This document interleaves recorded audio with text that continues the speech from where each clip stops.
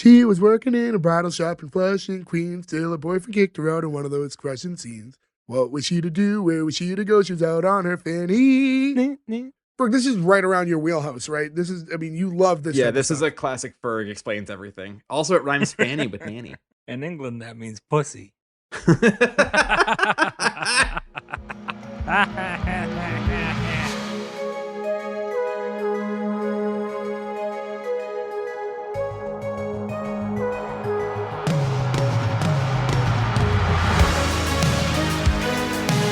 Welcome back, everyone, to S1E1, the show where each week we pick a different sitcom, watch just the first televised episode, and forgetting anything we might know about the future run of that show, rate it and decide if it's a show we want to greenlight or cancel. This week we're going to be talking about The Nanny. The Nanny went 146 episodes over 6 seasons on CBS. Today we're talking about episode 1, which was called The Nanny, originally airing November 3rd, 1993. So to get things started, I'm Jay Gags. With me, as always, the boys, Ferg, Joe, Gordo, and Nick. What's going on, guys? Oh, it's Silence of the Chickens. I really thought that was the nanny, and then I looked it up and it was Beautician and the Beast. And I was like, man, I totally forgot about Beautician and the I think Beast. that was in the trailer for that movie. It is, yeah. Yeah, because I don't think any of us ever saw that movie, but we all quoted that me one line. Me and Gordo saw it. He used to always be on some channel back in the day. Right off the bat, I want to bring up, this was an episode that a lot of you have requested. Yeah, this has been a big request. So I swear, we were going to start getting to some of these requests. So The Nanny was one that multiple people have brought up to us, and we've wanted to do it anyway. So we are finally getting around to it. A few things. Gordo, are you now obsessed with moving to Flushing? That's all I could think of this entire episode. It's like, if there's ever a place for Gordo to be from, it's Flushing, Queens. Not kid, because I'm from Boston. Kid. I will say, though, anybody else find it kind of weird that they mention Flushing specifically so many times in this episode? Well, it's a different borough. No, it's part of Queens. The borough is Queens.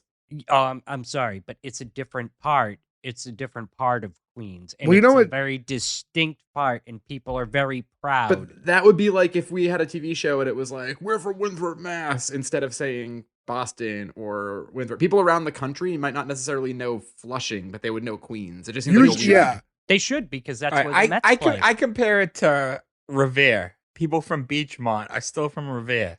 Oh, well, you can't go when people decide to change their. We're getting very locally specific. So And to that not was the confuse people point I too was much. about to make. And I think they were trying to be locally specific. If you're from that area, that's probably something you would say. You would say Flushing if people knew the area. Well, I'll say this. I mean, this isn't even a joke. Because of this show, anytime I've been in Queens and you see signs like go this way to Flushing when you're on like the interstates, I always think about The Nanny. Like, I can't think about Flushing, Queens without thinking about The Nanny. It's forever synonymous now. Yeah, for me, Queens is The Nanny. It's the Ramones, and it's that scene in Coming to America where they spin the globe and look at the thing, and then they just both go Queens, which is my favorite thing ever. I think of Poops. Yeah, instead of Queens with the card, with, playing cards, you could be Flushing Deuces. It didn't take that. I shouldn't have opened this door. I think we should only laugh like Fran Drescher. My throat hurts enough. I can't. I would but like it's to gonna put her happen. up, by the way, as most attractive TV or show star. I Actress? don't know how you Actress? not actress, but like as far as sitcoms go. There's only Stars. enough room on the Emmy to write so much, Nick. You have to. How many Yeah. O's can you fit on there? But like, the sitcom star. She has to be the most attractive sitcom star we've had on. Fran Drescher is a super big. Yeah. I mean, no one's going to deny that, right? Everyone's in agreement. Did anybody else get crazy hints of Margot Robbie as Harley Harley Race? Harley Race. And there's your first Guys, wrestling Stop reference. talking about wrestling, Nick. My bad. It's If not somebody good. out there who has good Photoshop skills can make a Fran Drescher's face on a Harley Race's body, that'll be the next shirt for S1E1 pod. Yeah, no, it's almost like Margot Robbie like pulled from The Nanny to, get her like New York Harley Quinn accent down. Yeah, which is ironic because Harley Quinn's supposed to have a Jersey accent. Well, same shit. You know what I think is funny, actually, because you know what? Actually, I want to save it. Never mind. I'm gonna bring this up a little bit later. There's a better spot for it. But just to get into it, by the way, before we even get any further, I just want to remind everyone, S1E1 Pod, that's where you need to go to follow all of our social medias and everything like that. I always say it for the end of the episode, but I think I should bring it up front a little bit more too, for those of you who don't listen to the outro. So S1E1pod.com, make sure you go there, follow us on Instagram, Twitter, all that fun stuff. Rate, review, subscribe, do all of those things on everything, and we very much appreciate Get them it. before we scare them all away. Yeah, but before we annoy you by going for 2 hours long. Broads don't belong in broadcasting. That's also my other favorite Fran And Drescher I want to bring UHF. this up because I did this a few weeks ago, but I want to say it up front.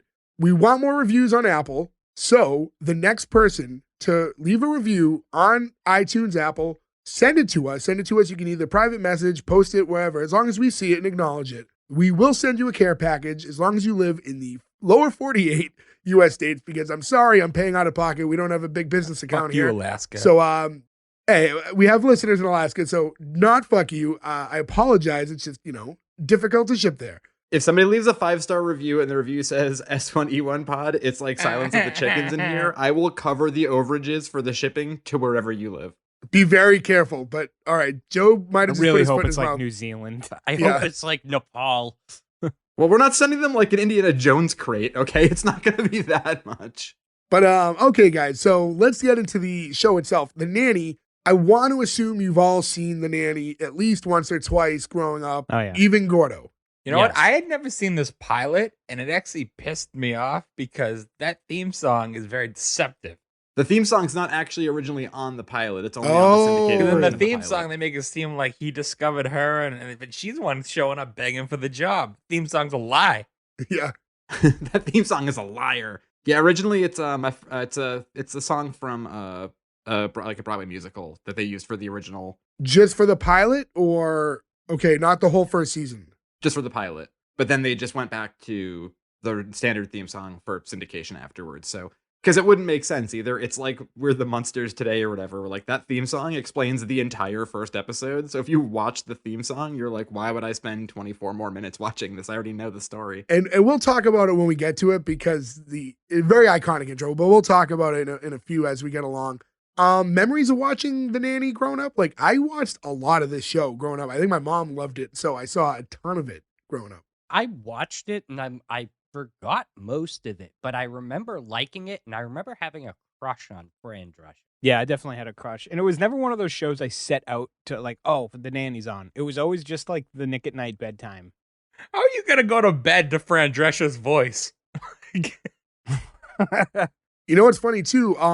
As of the date we're recording, not the release date, but this is actually, I said it came out November 3rd, 1993. We're recording on November 3rd, so it's actually 29 years ago today when this episode first Happy anniversary! debuted. Wow.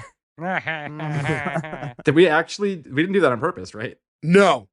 Sometimes we do.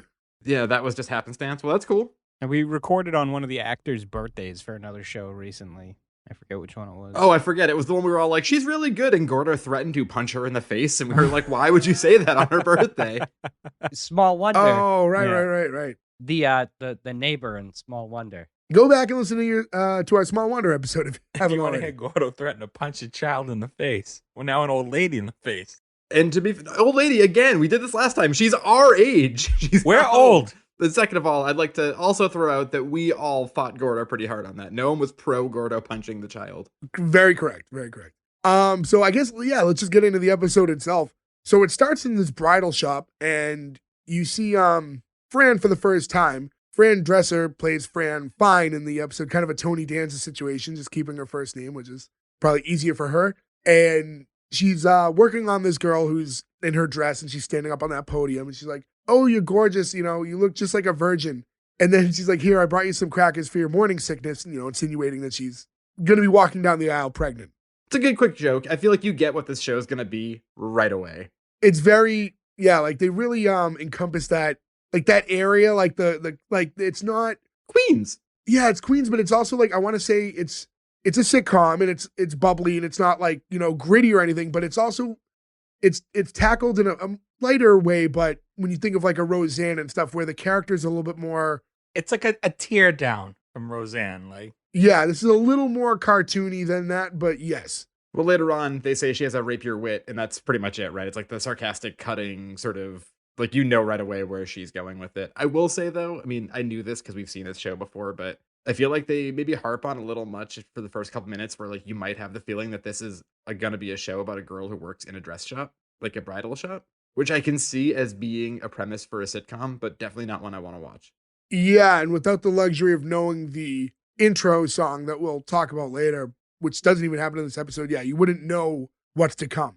But they get into it pretty quick, though. You only have to get like a minute in before you kind of understand that it will not be in the bridal shop. You know, this is loosely connected to Martin, which we covered in the past. I did not know that.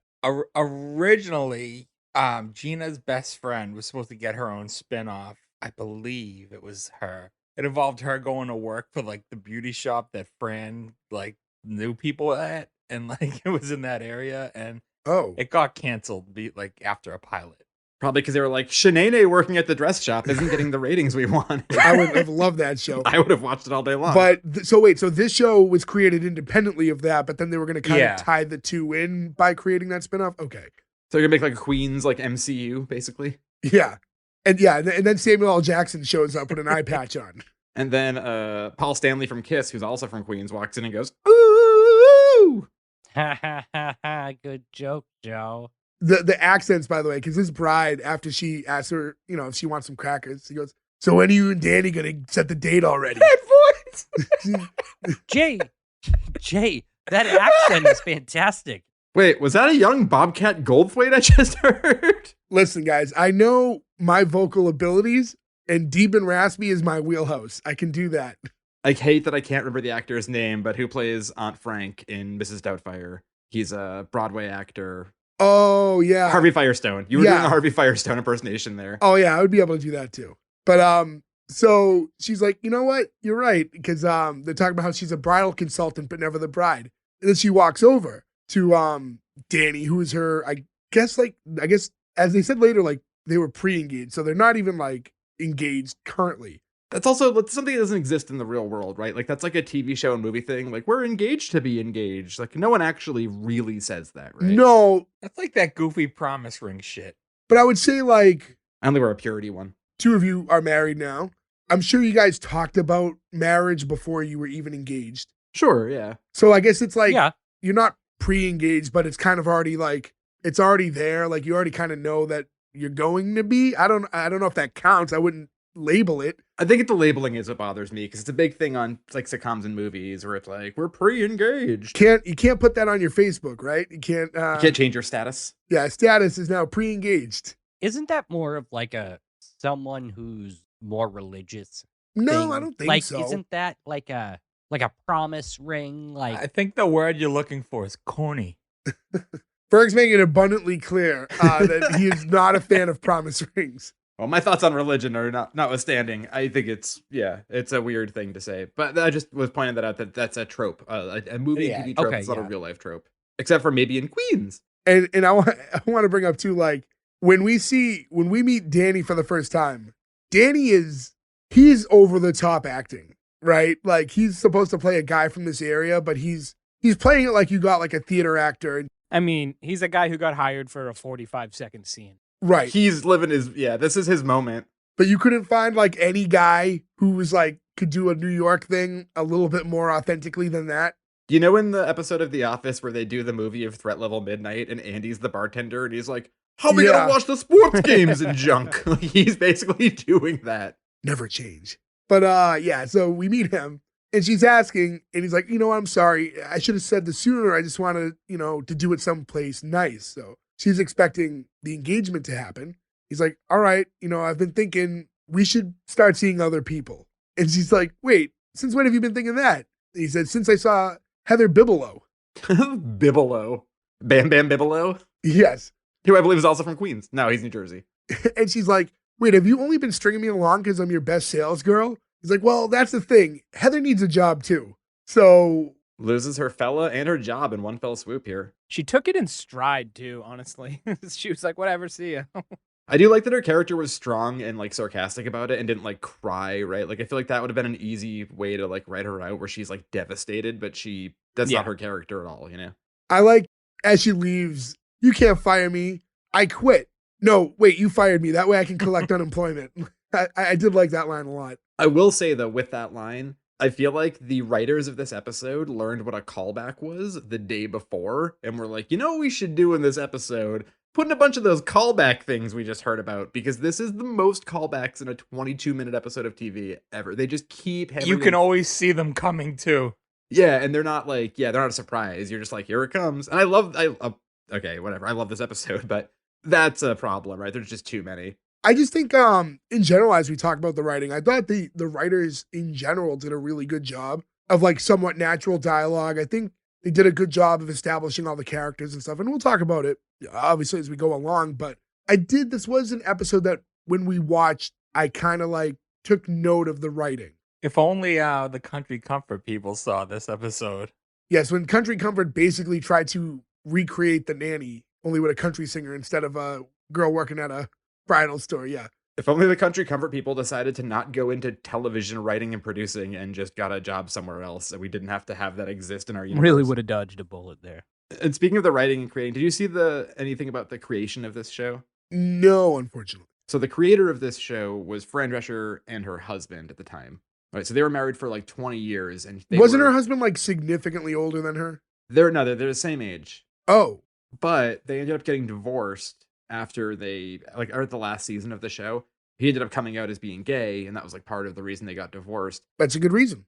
Good reason, right? But then later on, they wrote a show about their characters. Like, it's a Fran Drescher show that he helped write with her about a couple getting a divorce because of that. That I'm like, that has to go on the list now. I think it was. Did she star? Did she like play herself? Yeah, she stars in it, and like who's in it? Rita Moreno's in it, who was like the nun in Oz, and God, what's his name? Michael Higgins from all the Christopher Guest movies. But it looks pretty interesting, and I'm like, that seems like a good follow up from The Nanny that I've never seen before. Do you happen to have the name of that show? Yes, it is Happily Divorced. Okay, so add that to the queue.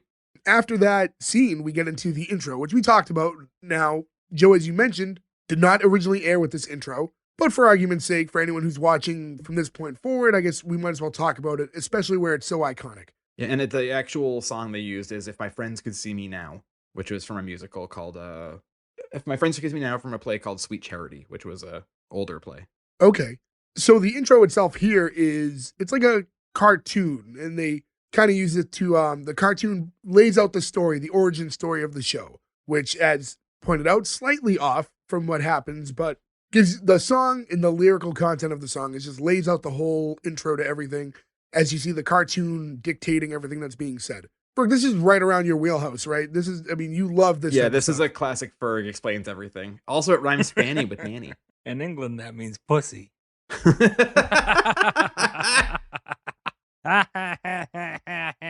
So they changed the song. They used the other song in the English version of the show. You get in a lot of trouble if someone tells you to put it in my fanny.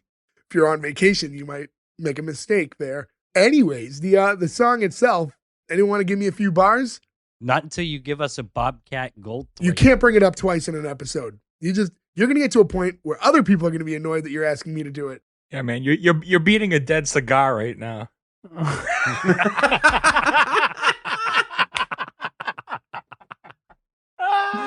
The deep continuity of that joke, Ferg. Well done. And my apologies to everyone who's listening who has no idea what he's talking about.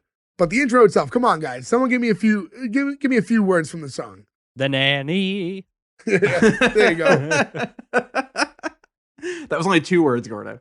She was working in a bridal shop in Flushing, Queens, till her boyfriend kicked her out in one of those crushing scenes. What was she to do? Where was she to go? She was out on her fanny, which means pussy in England. Remix. CJ, that's what we're trying to do, is get you to sing it the whole time.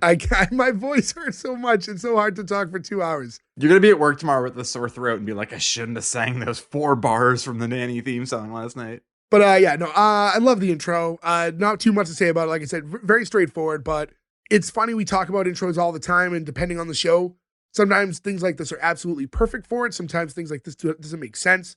A show like this, and I don't know if it's because we've seen it so many times, but I could not imagine this not being part of it. It's almost like a Bewitched cartoon animation style too. Did you guys notice that? That's a great pull, yeah. That has to be what they were referencing, right? Because it's so spot on. Bewitched coming October 2023. Yeah. But the movie with Will Ferrell and No. Nicole Yes. Kidman. But from the intro, we get to the next scene, which is now Fran, who's trying her new job as like a door-to-door cosmetics salesman. That's what she's doing. She has like this pink briefcase with her. I think this is trying to harken back to the Avon stuff, right? Like the pink Cadillac, the pink briefcase. That's Mary Kay. Is it Mary Kay? Yes. Oh, so it's Avon. Avon's Avon calling. That's the thing, right? Yeah, I mean, Avon wasn't a scam. Like I mean, she Mary should Kay be is. selling that eucalyptus cream that everybody's selling on Facebook now. I mean, I think that everybody listening to this either knows somebody or is involved with selling makeup online. Everybody knows somebody who's on Facebook being like, "Look at me transform my cheekbones." But so we have her standing out front of the Sheffield residence, and she's doing like a little practice, kind of practicing her lines before she goes in. And she finally rings the doorbell, and the butler Niles opens up. He's like, "Oh yes, come in. We've been expecting you." And she's like, "You have?" It's like, "Yeah, you're here for the nanny position, right?" And she gets like one look around the house, and she's like, "Yeah, I could be." Now, does anybody think this is a poor marketing plan? So your job is to do door-to-door cheap cosmetic sales. And the first place you go to for your first call is This a big mansion? Like maybe those people don't buy door-to-door cheap cosmetics. Probably not going to be a sale. They have more money to spend though, so I mean, it could work out. I guess you miss all the shots you don't take or whatever. She says, "Wow, this place is nicer than my Uncle Jack's condo in Boca." And, he bought the model. So it's like full of fake fruit and stuff. It's got one of those cardboard TVs that you Yeah. can't tell it's fake until you walk up to it. He's like, "Oh, should I present your resume to Mr. Sheffield?" And she's like, because she obviously doesn't have a resume with her. She's like, just call him over and I'll present it myself. So then Niles walks over to where Mr. Sheffield's at, like his office. And this is the first time we meet his character. And there's a woman with him who Watch out, it's not Cece. clearly defined. Yeah. Cece, who is like, at this point, like it's definitely a business associate, but we don't know if they have like a relationship or not yet. It's not clearly defined. Yeah, I think it's vague on purpose. I assume yes by the one line when she's talking shit about the kids, and she said, but then she says, "Who I love like my own." Like, I don't think you'd say that if Yeah. If it was just you're a business associate, yeah. As Niles is walking in, it looks like they're going over potential actresses because he's a stage producer, right? He puts together musicals and stuff. Is that correct? Is that what his job you was? can see playbills all over the place and stuff like that. My assumption is that he hired the actor who played Fran's boyfriend in the beginning. No, he's successful. That's a callback. See what we did there? But yeah, they're frustrated as they're going through the list and talking about all these different actresses who passed, and then mentions one who says Ruby Keller passed away, I believe.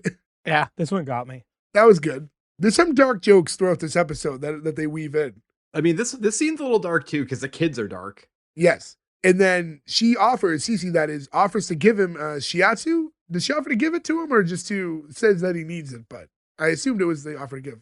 I think she said she needs it, or he needs it. Says, yeah, you need one. And then Niles walks in and said, "I see you're working hard as always, Ms. Babcock." And she says, "Theater's always been a passion of mine." He says, "Well, I can't wait to see what you'll be mounting next." And it's very clear right off the bat, Niles fucking hates this girl. We don't get a lot of backstory, which is fine. But right off the bat, for a first episode, first interaction with them, you kind of know their dynamic. You know Niles doesn't like her. You don't know why necessarily, but it's very clearly established. He's just that trope of the sassy butler, like Alfred from Batman.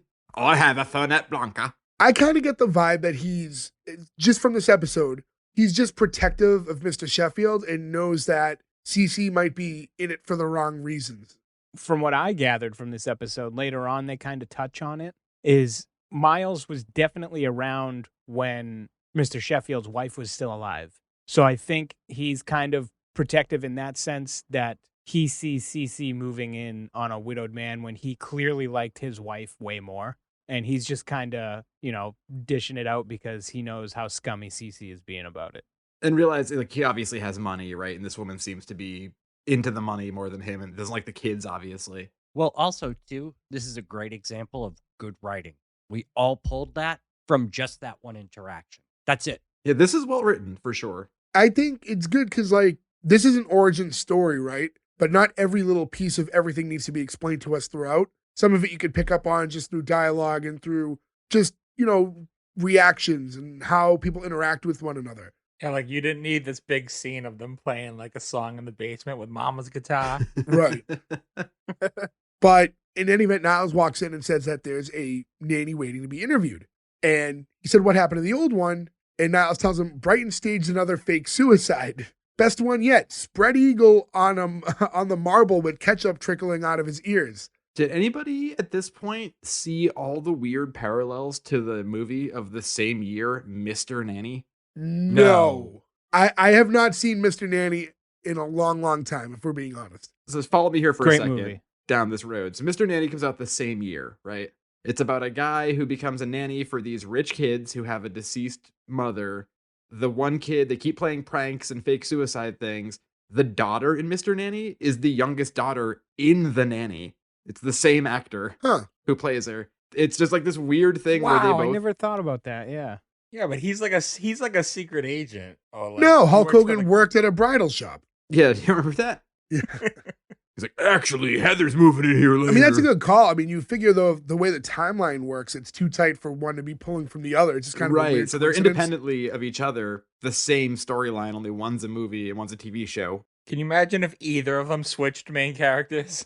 Well, Jay mentioned it earlier. He was just talking about Tony Danza's name, but it is very similar to Who's the Boss. That's true too. This definitely pulls from Who's the Boss. yeah. Predates both of them by like almost 10 years. What year did this start, Jay? 93. Yeah, so they were 84 for Who's the Boss. So Who's the Boss, which is definitely on the list. I think we've Oh, yeah, talked yeah. about it a few Oh, yeah. times. Who's the Boss is more like a working class version of this, though, where like Angela's not rich. yeah, but she's like that uppity A type, like Mr. Sheffield is.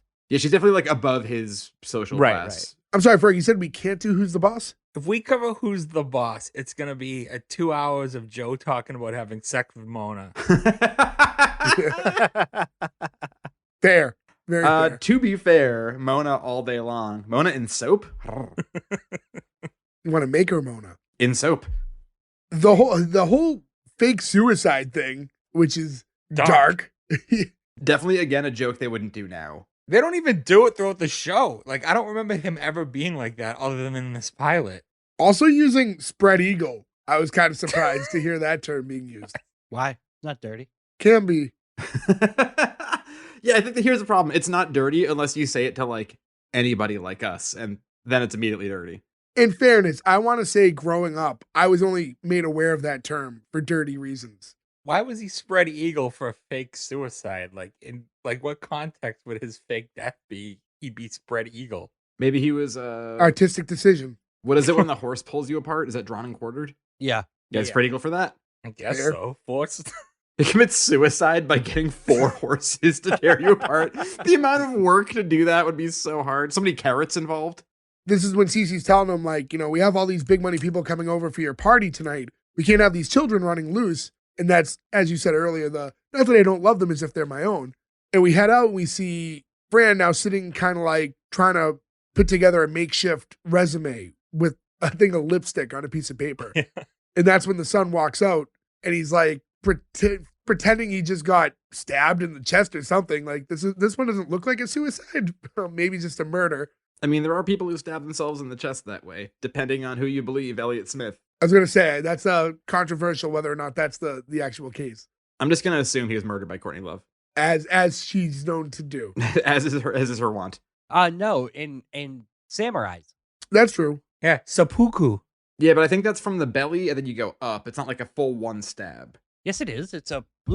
Yeah, no, you stick it in and you slide it over. Yeah, Oh, and then you really? bend over Okay. and someone chops your head off.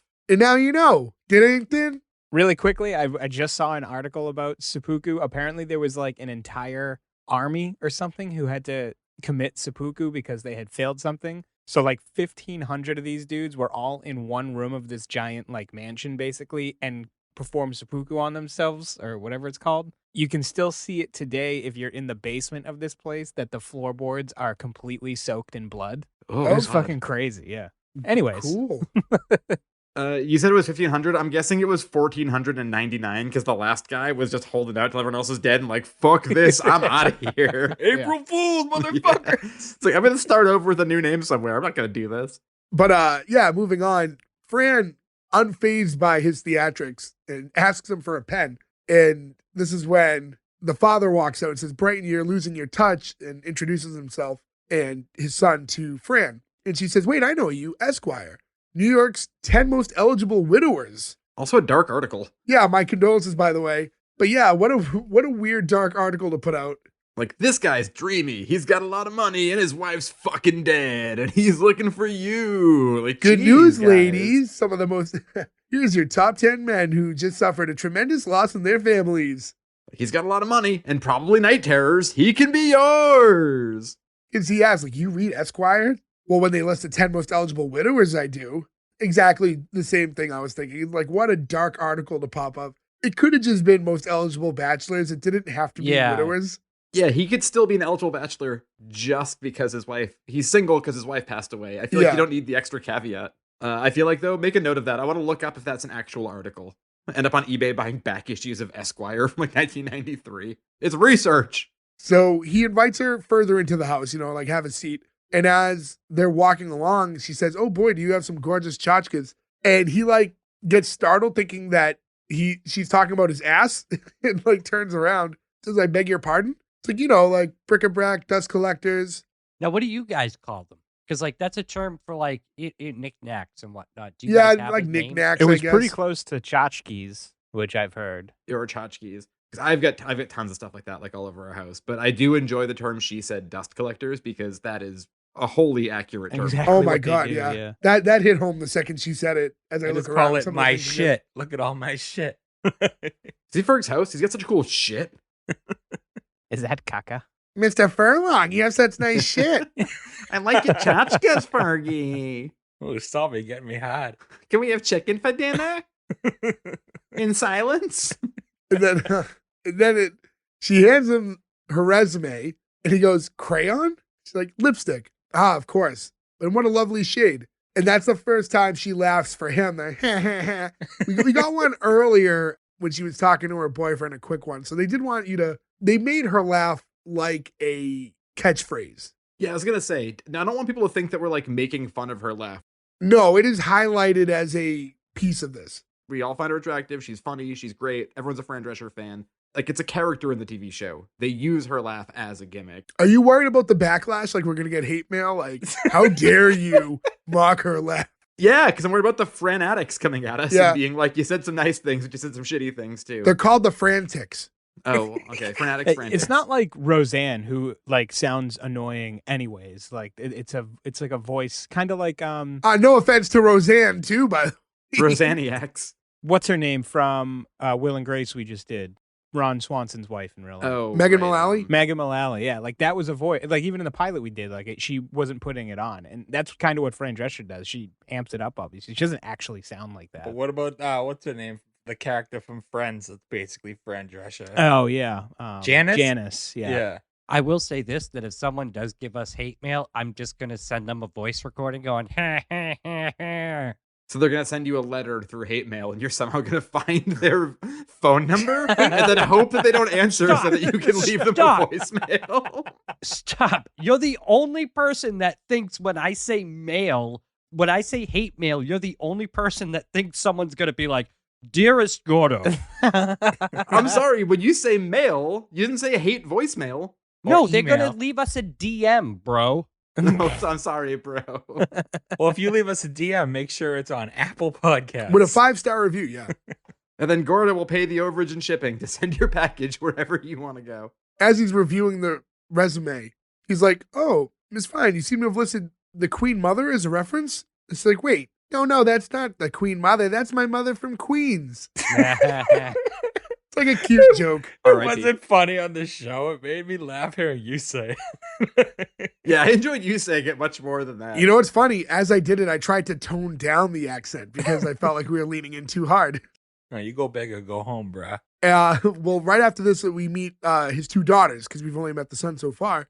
The 2 walk in, and you get a good vibe for both of them right away. The youngest daughter is Maggie. And what's the oldest daughter? I'm forgetting her name at the moment. Grace. It's Grace. Maggie is the older one. Grace is the younger one. Oh, I thought Maggie was the younger one. I'm sorry. So yeah, the 2 of them walk in. Fran sees Maggie for the first time. She's like, oh, look how gorgeous you are. Look at your hair. Like, you can't get that color from, out of the bottle. No way. And you meet like Maggie, who's very I don't know, self-confidence not the word. She's just a little more shy and reserved. Timid. Yeah. Yeah. And she portrays that very well right off the bat. And the brother makes fun of her right away because he's like, she really lights up her room, doesn't she? The brother definitely has that like future stand-up comedian vibe they give a lot of young siblings in these shows, where it's like the brother's just gonna be like boom, boom, boom, boom, boom, like insult comic. You know what is weird about the brother that I remembered noticing even back in the day, and then it hit me again? He looks like he could legitimately be Mr. Sheffield's son. Like, they are very similar faces. Like, they don't have the same color hair or anything, but they just remind me of each other for some reason. I don't know why. I don't know. That didn't really like pull me that way. I mean, I'll believe it for the sake of the show because they don't look unalike to a point where it's not believable. But I don't know. I guess that didn't really like, I didn't notice that. Yeah, from his hair color, he looks like he's Miles' kid, and that brings all sorts of questions up. Uh-oh. Niles, right? It's Niles. I think we've all gone back and forth, but I believe his name's Niles. Niles. Yeah, I think I was getting confused because Niles is also the character in Frasier. Maybe That's it was what I wrong with- thought. Yeah, 'Cause I think I said Niles, and I think someone said Miles, and then I was like, am I thinking Niles because of Frasier? But Wait, yeah, is it not Niles? Because I've called him Niles my whole life. it is Niles. Okay. I don't think I'm crazy. Like the river in Egypt. The one thing I recognized him from. Well, there's two things I recognized him from. One was from The Hunt for Red October, and for some reason, submarine movies come up a lot in this podcast. Who, Niles? Yeah, but he's also in the movie K9, which is the buddy cop movie with Jim Belushi, the patron saint of this podcast, and a Ugh. dog. So Ugh. I can't wait till we have a Patreon someday and we just review every Jim Belushi movie. Speaking of dogs, wasn't Maggie in Beethoven? I think the first three. Yeah. Out of what, 50? Yeah. Once Charles Grodin's not in them anymore, you can stop watching. Right. She plays the daughter whose name is Rice. Interesting. Grace, Mr. Sheffield asked Grace how therapy went today and asked if there was any breakthroughs. She said how Dr. Bourne and I did some regressions. She took me back through my childhood. And Fran's like, must have been a quick trip because she's what? She's like 6. Yeah, she can't be older than 6, 7. Yeah. She goes, oh, you have no idea how complicated I am. And I thought she like delivered that really well. I think she's actually, for her age, did a really good job acting in this episode. Yeah, they didn't give her too much either. All three kids were fantastic in this. Usually with child actors, it's like hit or miss, but like all three of them are spot on. And as Nick brought up earlier in private conversation, she's known from Californication, which is a great show. I've never seen that show. You would love Fantastic. that show. You would love that show. It seems You like should the check kind it of out. show I would like that would make sense after we finish Shameless. 100%. Yeah. It's on that level. You'll like it. As we try to power through the last 400 episodes of Shameless, that show keeps going. Yeah, to a fault. Is that named after the Red Hot Chili Pepper song? No, you have to see the show to understand why it's called that. Oh, fornication. I mean, that's what the Red Hot Chili Yeah, Peppers that's what song the is about too, right? No, I didn't.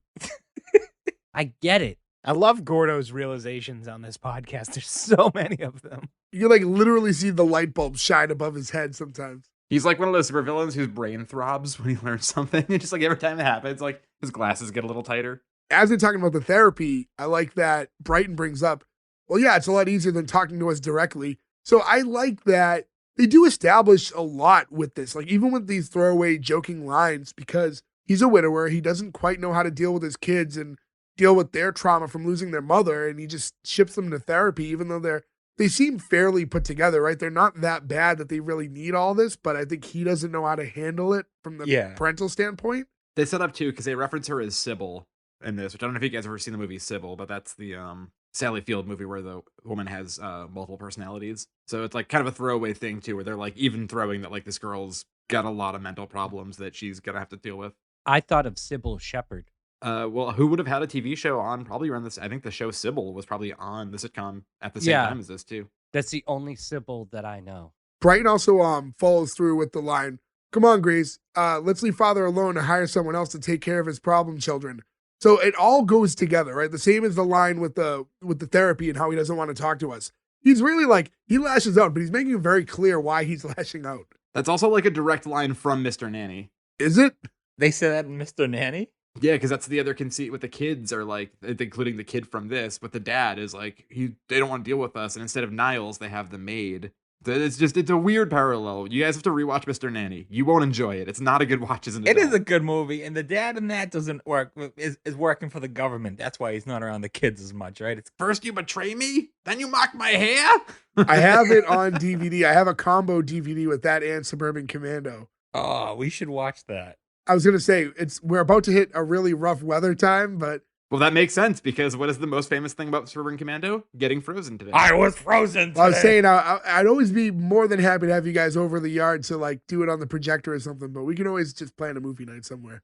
Just do that in the middle of the dead of winter like it's The Shining, just sitting out freezing, watching Suburban Commando for no reason at all. As the kids walk away, Mr. Sheffield kind of apologizes and says, I'll show you to the door. It was like, she's like, wait, one smart ass remark from the kid and I don't get the job? That's not fair. And it was like, no, like, I need some help here, like more than like what can be provided by a door-to-door cosmetics girl. But it was kind of like, you were open to the idea until like they were all around. Like, it really isn't her fault. She didn't do anything right or wrong in that moment. Also, that never came up. How does he know she's a cosmetics girl? That's true. He picks up the case for her, but he's had no interaction with her about makeup. Well, I guess she might have wrote it in lipstick on that resume that she was working on. Maybe do you think like I mean I don't know anything about Mary Kay salesmen. Joe mentioned like the pink Cadillac. Do you think like the pink briefcase is also a thing? No, I think Jay's right. I think it was probably on her like resume. Like that was probably she probably wrote it down. It's probably like shop girl or whatever for X amount of years, and then cosmetics salesman, whatever. It's supposed to be she was there to sell makeup, but the father saw more. That didn't happen. Yes. He tried to send her away. Well, he did. She was there to sell makeup. I wouldn't mind seeing more. Fran fine. More butt. Nanny fine, baby. Well, so as she's walking out the door or about to, the phone rings. And I don't know, I guess Mr. Sheffield, I get that he's rich and has a butler and stuff, but he seems very helpless. He just starts screaming like, Niles, Niles. He doesn't know how to answer a phone anymore. That was 10 feet away from him. I mean, how much does he pay Miles? I'd want him to answer the phone too. I mean, think about it. Think about it this way though. Dude's rich. Probably doesn't want to answer the phone. He needs someone to screen them. But you're right next to the phone at this point. When he's not answering you the first time, But he's a high level like what is it like what's his job title? probably a producer. Producer. So it's probably better to have your butler answer and then do Right. it just first. Aesthetically, yeah. Because he's not answering, Fran just grabs the phone and goes, oh, I'll just get it. She's like, Sheffield residents, like, oh no, honey, it's Fran. He's like, give me the phone. And it was the nanny agency. He goes, oh, okay. Wait, no, Monday, that's not acceptable. Like, I need someone this weekend. So now we know that there's a problem, which is what creates this availability, right, for her to become the nanny, which was good. I think it's simple and it works, right? Gets the call, convenient television show timing, but now he's forced to have to hire her because he's left with no options. He has nobody for the weekend. One thing I love about this episode is that it's very much a sitcom, right? And I know that sounds like a weird thing to say, but we've done a lot of sitcoms where like, this doesn't feel like a sitcom, but also just sets him up and knocks him down. Sets him up and knocks him down. Like you understand the whole plot and where this whole show is going to go in one episode, which is what a pilot should do. And this is like classic, like he needs her for the weekend, so he's going to give her a shot and go. Like you don't have to think about it too much. I was wondering this though, and I don't know, maybe it's because I'm just drawing comparisons to like, I'm thinking of like, what's another rich family show? And I was thinking of Fresh Prince.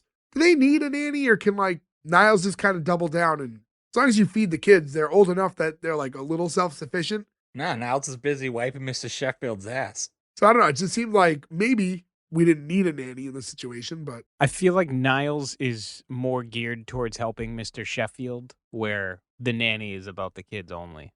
like I guess for like homework purposes and stuff like that, like you needed an extra set of eyes. He offers her the job. She's, very thankful. We get a nice hug. So maybe the first time, because I think we're to understand right away that this is where this is going to go, right? You're made to not like Cece right off the bat. You're kind of, without her giving much reason yet other than not liking the kids a little upfront in their dialogue, you're to establish that she's kind of the person who's going to roadblock, but you want to see Fran and Sheffield get together. I disagree. I feel like I know that because I've seen the show, but I did not really get that vibe from them at all in this Just episode. knowing sitcoms, I think you see a sitcom. She's got a bit of a resting bitch face at all times. Like you can tell she's not Who's a good Cece? person. Yeah. Well, Cece right off the bat, like I said, one of the first things, like we can't have those kids running around. Like they're not her kids, and she's looking at them as a problem. So I think the way that she first interacts and talks about the children, it gives you a reason to believe that she's not the one you want to see Mr. Sheffield with. And just because of sitcoms in general, the idea usually ends up becoming that there's some sort of a romantic interest down the line. So you're to believe that eventually those two would get together. Yeah, I feel like just by knowing sitcoms, you think like there's going to be an episode later where she's mad because she wants to go on vacation and something happens with the kids that stops them from going, right? Like you can foresee the plot points down the road. But he does let her know that it's a trial basis only for now. So, but she is, again, very, very happy. And then like upon accepting the job, she finds out that she's actually gets to move there, which she was pretty excited about. And I guess has no qualms about just up and moving because she said she's 29 and she lives with her parents. So no reason she can't move. Which Niles immediately calls her out on. Which I 29 love thing. that because Niles goes 29 and she goes, don't start with me, Niles. And it just gives them a good dynamic right off the bat. Like they have chemistry with one another. And she would have actually in real life been like our age. She'd been like 36. I was going to bring that up. Yeah. So I did the math and at the filming of this, she was 36, which a few of us are 36. We got a couple old guys in here too. But as of the recording of this episode, I am 36 years old. And Ferg's birthday was a couple days ago. So happy belated to Ferg. Happy birthday, Thank Ferg. you. So now Ferg is no longer 36. Thanks for pointing that out. Yeah. He just gets older and older and older. It's insane. Weird. It's like time keeps going. Joe, you're about what, 6 weeks away? 5 Yeah, weeks? next month. End of next month. He's got a little time on him. He's got almost Yeah, 2 it's right at months. the end. Right after Jesus' birthday. Yeah, we'll be sure to wish you a happy birthday then when it comes up. So the next scene, much like in Country Comfort, is breakfast time. This is where like the 4th time she mentions flushing. Yeah, so she shows up and everyone's already sitting down about to eat. And she walks in her bathroom. Everyone else is fully dressed. And it comes up because she comes down. She goes, a jacuzzi tub like really perks a girl up in the morning. Do you people sleep like that?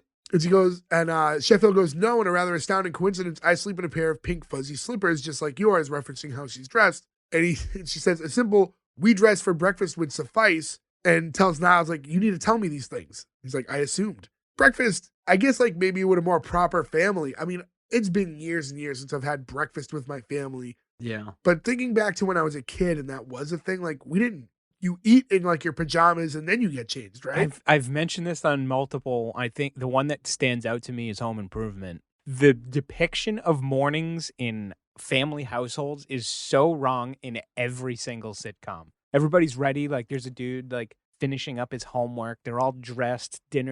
Breakfast is made. And it's just so not what happens. Yeah. Everybody's slept too long. Everybody is rushing. It's dark. It's chaos, yeah. Yeah, like it's a chaos, exactly. Someone's not making bacon and a bunch of people are like sitting around Yeah. the table. You're eating cereal and running around. You give them a little bit of a pass because they have a butler. Well, yeah. But yeah, in general, just the idea of you getting dressed for breakfast is not how the average household would ever. Never conduct mind the themselves. conversation. Like it's always like conversations happening at that early in the morning. Like you're gonna be at school at what 8 a.m. So you're up eating breakfast a little after 7 probably. Like it's just grunts at that point. Like And flying out of the house. yeah. She makes herself a plate of food, which I like because Niles reminds her, like, you can go back for more because she's scooping a lot on the plate. And she's like, where does the nanny normally sit? It's like, oh, the previous one sat in the kitchen. She's like, that's antisocial. She just grabs a chair and pulls it right up. And I do like that she's very comfortable. And I was waiting for that's Mama's chair. but it was it's very, I don't know, her being that comfortable with the family is realistic. There are people that are like that who just inject themselves in and have no qualms about like the social cues that go along, I guess. You're like immediately comfortable. So her like abrasiveness kind of works, and I really liked it. I do like too that their breakfast is so fancy. It's like under a cloche. It's very like hotel breakfast. Yeah. Yeah. Although they don't have those little things where you squeeze it and the fucking cereal Waffles? comes out, which I love those in the hotels. Yeah, go to the waffle dispenser. They do. They have batter dispensers. Yeah, most continental breakfasts have the waffle dispensers. I love those. Yeah, things. it's like a I know the waffle maker, but is that where the batter is? Yeah. The the batter comes out of those things now too, yeah. So you can just Yeah. put it into the thing. I stand corrected. I apologize. She's going over with the kids, like, oh, what are we going to do today? Like, we want to go to, walk in the park, go shopping.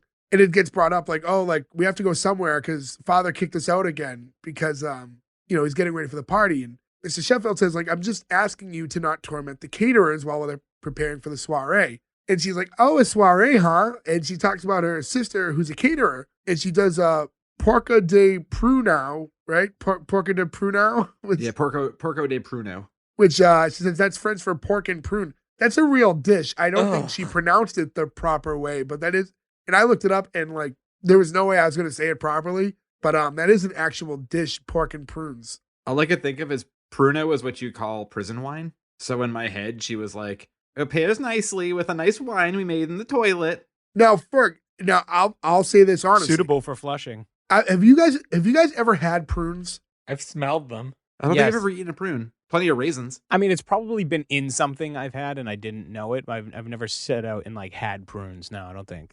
According to Google here, Porc et pruneau. What? Porc et pruneau. Oh, all right.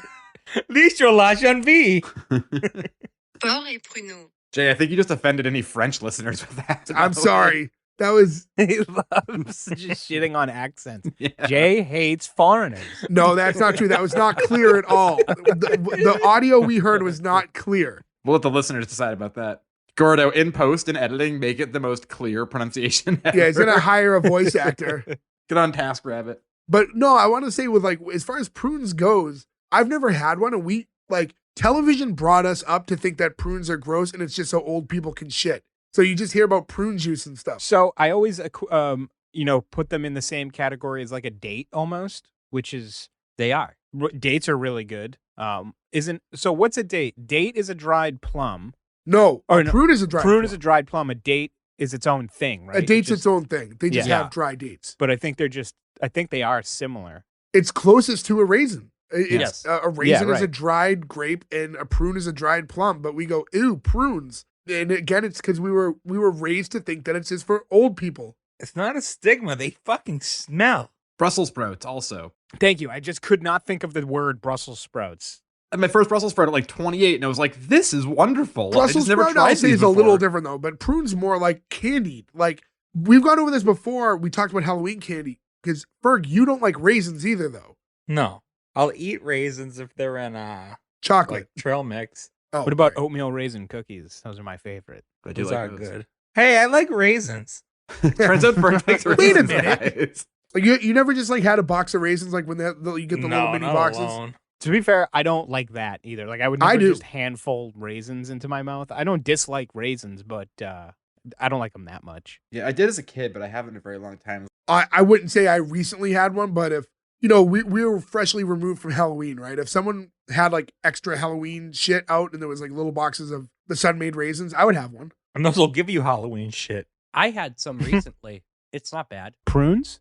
No, but my wife eats prune candy all the time, and I've heard of prune candy, yeah. because it's really big in like Eastern Europe. Like it's what they have. I mean, I love plums, so Isn't one of the, I forget the name of the alcohol. If you said it, I would know it. It's a prune-based liquor, I think, is like super popular over there. Yes. Is it like a liquor? Yeah. Yeah, but Yeah. it's not like It's super harder. weak. It's a little strong. I but, know what you're talking about too, and I do not know it off the top of my head. Yeah. You know I who mean, would know? I do like- Google. I do like We're Gordo's plums. wife. Is she home? She is. She's in the other room. Would you like me to go ask her? You just mute and yell. Schneevovica. Oh, Sneevelvica. All right, so that I was thinking of Slivovitz. Yeah, Slivovitz and Slivovica, I'm sure, is the Polish version of that. And my wife in the back said, yep. Yeah, I've had it. There's a guy who runs a restaurant here in Winthrop who is Eastern European. I forget where exactly he's from. And he gave us some Slivovitz, and it was really tasty. So basically a fermented prune juice. He also gave it to us for free because he undercooked a sausage for us. Oh. It's like, so you're gonna have food poisoning tomorrow. Why don't you put some prune alcohol So on either top way, of he's it? like, sorry that I just gave you the shits. Here's more shits.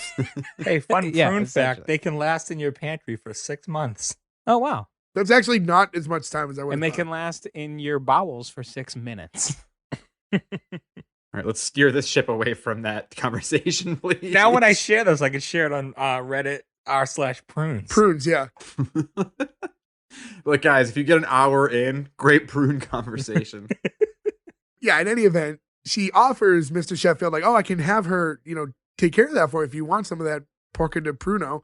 And he's like, oh, thank you, but no thanks. I think Cece made all the arrangements. And she goes, Cece, what's a Cece? And Grace goes, or Maggie, I believe, actually said, that's father's lady friend. He clarifies as just a business associate, but I don't believe him. I don't know if it's because we know more about the show, but I don't believe him in this moment, especially where the kids think that way as well. Yeah, if the kids are calling her his lady friend, the kids, I think it's a safe assumption. yeah. And Fran goes, well, I just hope there's enough food. You know, Shixes are notorious for not ordering enough food. Booze, yes, but food, not so much. And I looked it up. So Shikska is like just kind of like a derogatory term towards certain girls. Like, Non-Jewish. yeah, it's kind of like it sounds kind of like an arm piece, because he even asked like, oh, is that like a tchotchke? Is like, yes, but costs a lot more. So essentially just saying that, like, yes, essentially it is like a trophy girl, the way she kind of presented it. It's a big thing on Seinfeld, and I meant to look it up if the episode of Seinfeld where like most people would probably know the word for the first time from came before or after this episode, because we're right in the middle of Seinfeld's run too. And she does call right as they're talking about her, and Niles tells Mr. Sheffield, he goes, oh, thank you, I'll take her in the library. And he goes, Miss Babcock loves being taken in the library. Oh, damn. A lot of dirty jokes. I love Yeah, Niles. it's pretty sexual. Niles is great. I do love his character. So now that Mr. Sheffield's left breakfast, it's just Fran with the kids. And she's like, oh, so we're having a party. Like, what are we going to wear? And they make it known, like, oh, we're not invited to the party. She's like, what are you talking about? Your father's paying for it. Of course we're invited. She tells Maggie to bring a date. And it's like, oh, Maggie doesn't date. It's like, no, yeah, boys haven't noticed me yet. And that's when her brother's like, oh, they've noticed. That's why they don't date you. I love That's a good line. And actually, and they call him out because she goes, what's wrong with you? And the youngest daughter, Gracie, was like, oh, middle child syndrome. I don't think it's possible that people who are middle children will say things that are inappropriate to get themselves in trouble. That doesn't sound like anybody. Well, is the one middle child in the group defending middle children right now? Wait a minute here. Wait a minute. How many things have you had to edit out of this podcast because there were things I said knowingly would not make it onto this Every podcast? single episode, yeah. So thank you for being the glowing example of middle child syndrome. And that's when he says, oh, thank you, Sybil, as you said earlier. So Fran just basically comes in and she's like, like, enough of all this. We're going to the party. Like, let's go out and, I'll get you guys all prepared for it. And she walks off and the kids are talking amongst themselves. And it's like, oh, Dad's going to hate this. And Cece's going to freak out. And that's when, the brother's like, oh, it sounds like a party to me. I think they all kind of like the idea of, even like the daughters who aren't as big into lashing out, I think kind of like the idea of stirring things up a little bit. They all seem on board for this. There's also another big TV and movie trope too, where it's like, we're having an adults only party and you have to be upstairs and the kids always find a way down. Yeah, definitely a trope. What an awkward thing to like just lock your kids upstairs. Like, oh, there's going to be like food and music. You can smell all this food and hear all this fun stuff going on. You will be in your bedroom. We'll slide a plate of hors d'oeuvres under the door. So the next scene, we're now back in the bridal shop where Fran used to work, which I thought was kind of a weird move on her part. Yeah, so I'm guessing it's not just a bridal shop? Yeah, I guess there's probably dresses for the bridal party and stuff that aren't necessary. Yeah, so like that's possible. And we see her with Maggie kind of looking at some dresses. And she's asking her what her favorite color is. And she's like, I don't know, beige. What are your favorite colors? Did you need to inject a question that bad that you're like, we really need a good side convo here? But I guess for the sake of argument, like green, I guess, but I wear mostly black. Red. I really like orange. Oh, I like orange too, yeah. I like red. Green is secondary, though. I like a good, like, forest green. Like cerulean blue. It's like a gentle breeze. These are the things you ask on a date if you have nothing else. Like, there's no chemistry. So, favorite color? You ever watched The Nanny? Fran walks over to Gracie and she's like, oh, how you doing, honey? And she just goes, I'm feeling empty and alone. It's like, what? Again, so much weird dark humor injected in what's basically a very upbeat, bubbly show. A lot of dark humor injected into it, which I think gives it a lot of character. Like, we talk for a second too about Being empty and alone? being Sure. empty alone, because I don't want to derail this conversation, but I could use a conversation with all of you. But no, I was gonna say what Fran Drescher's wearing here is the best shirt ever. It is like black polka dots, and the collar of the shirt is watermelon print. It's like the most insane looking shirt I've ever seen. It's one of those, I remember, and I don't know if I've ever said it on here, I remember when we're in the 90s, when we're younger, and thinking about like how 80s had such a look and the 70s had such a look, and thinking the 90s doesn't have a look. Like as you're in it, you don't see it. And then you look back to the 90s and go, oh, the 90s had a look. Oh, it was terrible. It was a terrible look. That's when they just went crazy with patterns and just went like, just throw shit against the wall. Do whatever the fuck you want. The 90s has some weird, like, phased looks too, right? Because not only a couple years after this, you're talking like Genkos. No, that's early 2000s. Genkos? No, Jenko. that was 90s. That would have been like when we were in middle school. They kind of crossed right into each other. No, late 90s, late 90s. Were Heelys 90s? Were those the freestyle walking shoes? I always try to judge things by where we were in school. And I remember Jenkos from middle school. We got out of middle school in the year 2000. So it would be late 90s. And Heelys and soaps. Soaps Soaps were is right what I around was that thinking time. of, yeah. I remember I bought a pair of soaps, but in like my late 20s. I can't do them. Why? Wait, they still make them? Or did you find Yeah. like a warehouse sale? I found them on eBay. I'm like, this is going to be awesome. You know what's funny? It probably went so bad that we're only finding out about it years later. Like he privately bought soaps. And privately tested them out. Like Ferg's up in the morning and he's got a thing like a candle and he's waxing a curb outside of his house. I would get back, go into like a full sprint, hit the curb, and not move at all. I didn't even have the funness of like a fall for a story. I just stopped. It's like nothing. I was like, this sucks. These are uncomfortable and they suck. That's the kind of thing where you feel bad. You know, there's like a landfill somewhere where they just had to dump in like a fucking million of those little plastic like replacement pads for those shoes that never sold. Well, if you remember, we have a friend who, I won't name him, but thought it was a good idea to do gym class wearing soaps and ended up breaking his leg. I want to bring up, to those of you who don't know, soaps were a shoe designed for freestyle walking, which was basically, I don't have a skateboard, I'm just going to do it with my feet. Yeah. Yeah, it was like freestyle walking was I guess the precursor to parkour. Yeah, so Yeah, where the sorta, arch yeah. of your shoe was, like in the sneaker, was like a plate instead, so you can like run up and slide on like the corners of steps and things like that. It's rollerblading without wheels is really all it is. No, that was Heelys. Soaps were where you could grind. Well, no, Heelys have wheels. That would be the hence without wheels part from this comment. Oh, I didn't hear that. So what I remember back then and having multiple people who had them was people would wear them in school, like when we were in middle school and stuff. And you walk down the steps and like most times they're not, someone would catch the corner of the step on Whee! that part of it and just go fucking ass over all the time. It was just, I never had a pair. Unfortunately, unlike Ferg, I always found that really funny. Is I watching wanted people, them back then, so I'm like, you know what? I'm in my 20s. I'm going to fucking live this dream. which is why Ferg now owns a new pair of moon shoes. No, that I did through my son. I never got moon shoes, so I bought Max a pair and just watched him have fun, which he used once. You should have got a pair. You could have worn them on the Munsters today because I'm pretty sure that's what Herman is Or the wearing, just spray Munster. painted black in that terrible pilot. Yeah, for those of you who want to listen back, you can listen to our Munsters Today episode or go even further back and listen to our actual regular Munsters episode. To go back to our episode of The Nanny right now, after she says that she's feeling empty and alone, Fran just goes, do you want a Tic Tac? And she gladly accepts. And I just kept thinking about like Tic Tacs were my go-to Tic Tac back in the day was just the orange one, which does zero for your breath. No, they're just delicious. They are Yeah. really good. Yeah, they're though, just candy at that It was just point. tasty orange candy, but Tic Tacs were essentially supposed to be breath mints. It's the equivalence of Luden's cough drops. No, Those the are green and good. white ones work as a mint. Do they? Yeah. Although the white ones have a little bit of vanilla in them too, which is kind of counterproductive. But yeah, the thought process was, oh, these are for your breath. Our most popular flavor, orange. That's also like, oh, do you want something that'll make your breath fresh? And do you want to sound like chick, chick, chick, chick, chick, chick everywhere you go? Like, it's a good... You're basically putting a little maraca in your pocket. Right. I like Tic Tacs, but like, yeah, it's just an annoying sound.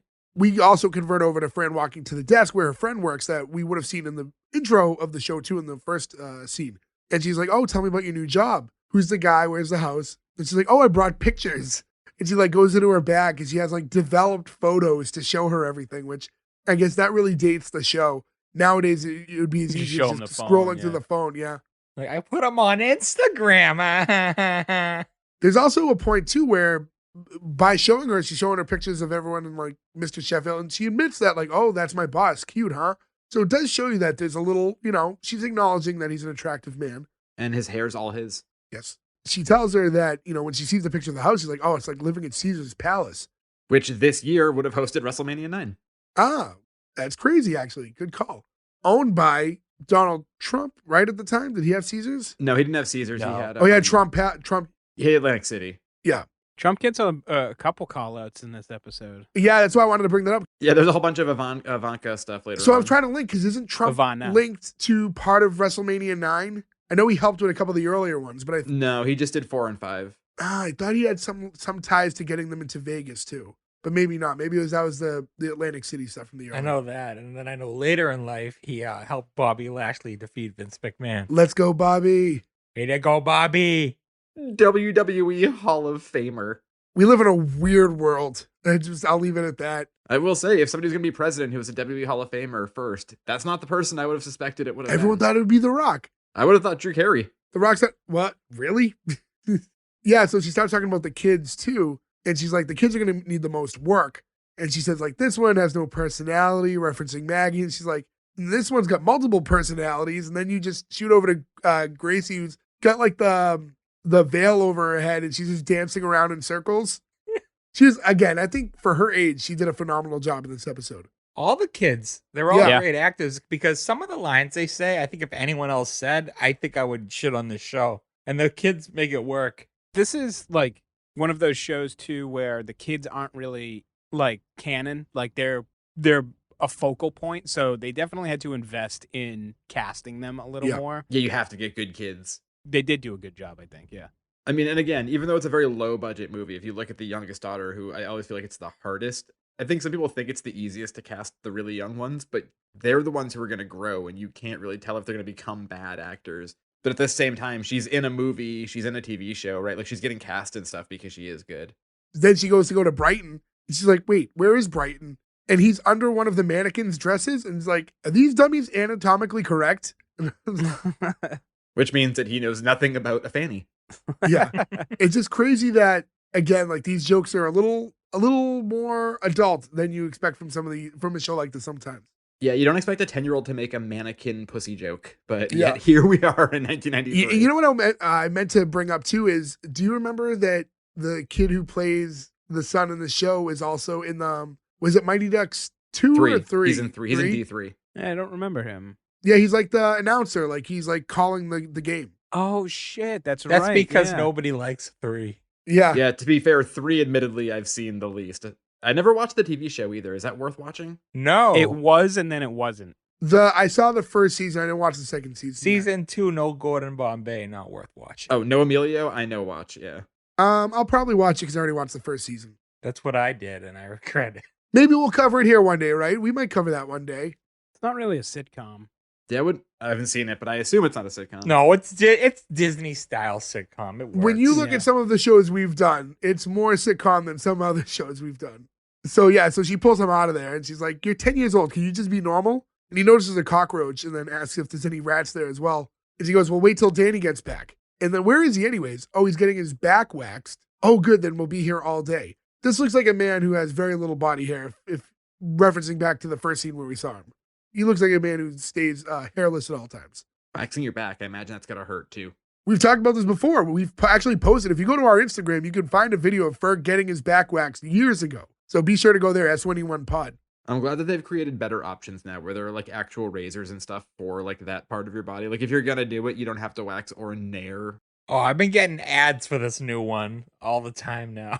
I will say that I don't trust when they're like, use it in the shower. I'm like, I don't think I believe that though. Where else would you shave your back? Just in the bathroom, put a towel down. Yeah. Well, if you're using a buzzer though, if you're gonna use a Okay. real razor in the shower, sure, right? Because you can rinse off the blade. You can like rinse off the bick or whatever. How did he die? He dropped his back razor into the tub and Yeah. electrocuted. I plugged it in. It was low on battery. I think I'll be fine. Finding out that he's getting his back waxed, like, oh, good, we'll have all day.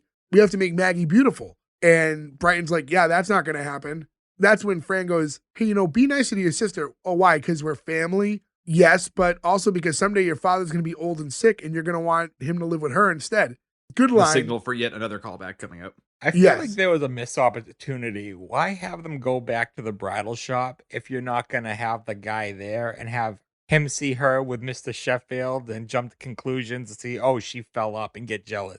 Well, there's no Sheffield here. Well, that's what I'm saying. Like it should have been like he shows up to get them, and then that guy's there. Something like Yeah, he could have saw the pictures because she had pictures of him, right? yeah. Like, hey, who's this guy over here? I am from New York, if that's not clear by how I'm talking.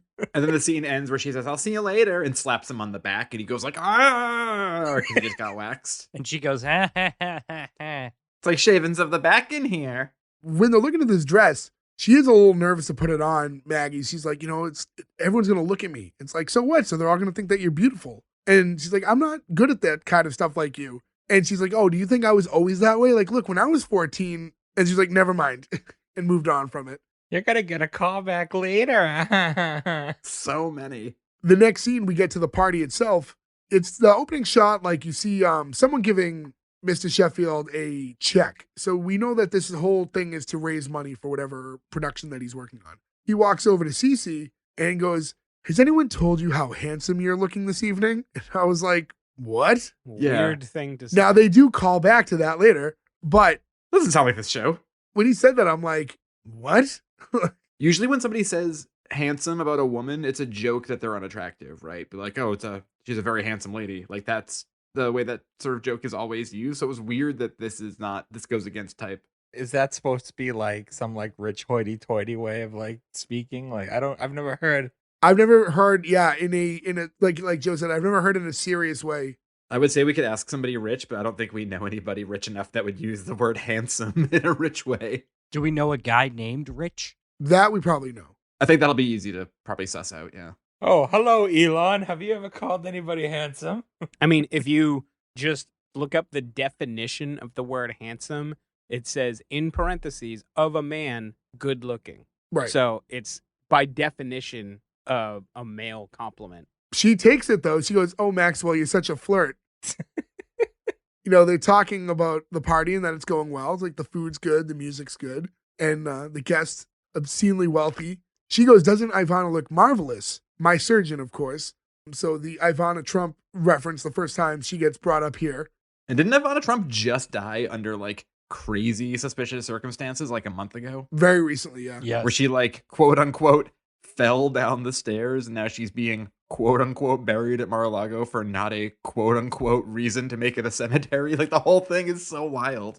Yes. Yes. All of that, yes. So Niles walks up and he goes, Miss Fine would like to have a word with you, sir. It's like, oh, really? Where is she? And that's when you cut to the stairs and she walks down and she's in a very nice red dress. And Like Jessica Rabbit. Yeah, this is very Jessica Rabbit. yeah, I get the, the very deep like leg slit all the way up to like her waist level, basically. Her fanny. And she looks very good. She looks great. And Cece's seeing her for the first time. And she's like, what's that? And he's like, oh, that's the nanny. And then the musician, like the piano player at the party, just starts playing a song. The close up on this dude as he started playing fucking killed me for some Yeah. reason. Because it was so over animated and it was just like, I was like, what the fuck is happening right I now? looked this guy up and he's like an actual jazz musician. He only has a few credits because he's just a musician, right? Yeah. But like, yeah, he was swinging for the fences on this one. Like he gets all smiley and stares at the I didn't camera. know if it was like, was that like a real song? I don't know if it was or not. Lady in Red, I think so. That's not that song. He wasn't playing like Lady in Red. Like, that's not what he played. Dancing with me. Oh, he said that lady in the. He said that Lady in Red, the fellas are crazy for the Lady in Red, but Yeah, I don't know that song. that's not that song. Who's the other lady in red? Is that Christopher Cross? Oh, crisscross? Yeah, Crisscross. We don't call Crisscross by their government name, He Christopher played Cross. a song by Louis Prima, The Lady in Red. Okay. I guess it is a real song. I just don't think we've ever heard it. But yeah, it was very, very weird that it just cuts to him playing the piano and singing about her as she walks down the stairs. Can you imagine being that good of a musician though and having that quick of an everything where you're just like, is that a lady in red? I got a song for this. Like, you just go right away. He's been waiting his whole life. He's like, it finally happened. My thesis. Mr. Sheffield pretty distracted when he sees her, and he's like, oh, look at that dress. Cece's like, Maxwell. He's like, what? You look nice too. I said that. And she goes, handsome. You said handsome. So they do acknowledge that it was not normal for him to call her that. And she said, do you like it? I borrowed this from my cousin, Miss Long Island, 1989. And he goes, a very good year. Which makes me think that he slept with her cousin. No, I don't think that's it. I just think it was more like he's just flirting with her now. Yeah, it was a wine joke. It's a wine joke, but it makes you think like when you say that it's a very good year, it's because you've tasted wines of that year. Has he tasted Cousins of 1989? I don't believe that's the case, though. Or any Cousins out there? Let me know. Yeah. So she's like, oh, I just wanted to tell you that the children are ready. She didn't get dressed like that just to say that the children are ready. And he's like, for what? Oh, to come to the party. And he informs her, like, they're not invited to the party. And she knew that. But she's like, oh, they're not? Is my face red? Like, she's playing, like, dirty tactics. She knew she was pushing the line, which really, we talk about how comfortable she was right away, but she had no qualms pushing boundaries from the minute she meets them. Yeah, again, I think this is a good kind of character trait for her to show so much in a pilot too, right? Because you have the feeling of like, okay, I know what this woman's going to be like for the whole of the series and like what this dynamic's going to be. And that's when we start to see these kids, one at a time, they all come out. First, she's in a nice, cute dress. She's like a cute little girl dress. And she mentions that she got it for 70% off at some like department store. And then, the son comes in and it's like, oh, hey, Dad, surprise. He says, oh, no tricks. He's like, nope, best behavior. And he does seem to be, looks like he's going to actually be a good kid in this situation. I saw the frisk coming up from a mile away, but though. he gives him but just in case, he gives him a quick actually. pat down. Yeah, I didn't see it coming, but he gives him the quick pat down to make sure he has nothing on him. Maybe some no ketchup packets hiding, in his pockets. He had like a slingshot in his back pocket, like Dennis the Menace. I was actually surprised he didn't find something. Oh, you. And then it becomes like, oh, come on, Maggie, don't be shy. She starts to walk down the stairs and she's in a nice dress and all done up because we've seen her just kind of wearing neutral colors with no makeup up until now. He's like, oh my God, like I had no idea how much she looked like her mother. Now, we don't know what the mother looks like, but when she walks down, I'm like, oh my God, she looks just like Cece. She looks like she could be Cece's daughter. Yeah, I thought the exact She same does, thing. yeah. I didn't see that, but I can see it now. It's mainly the hair. I don't see it. They're just both blondes with the same length hair. Yeah. I mean, the haircut probably is the main thing, Yeah, so now that they're all down there, it becomes like, so can we come to the party? And he cracks. He says like, oh, of course you can. And tells Fran, we'll discuss this later.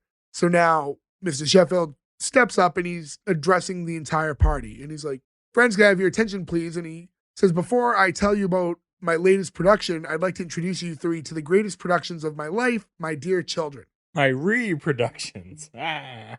Fran and Cece are off to the side together. Now, keep in mind, they're just meeting for the first time. This is the first time they've ever had any interaction with one another.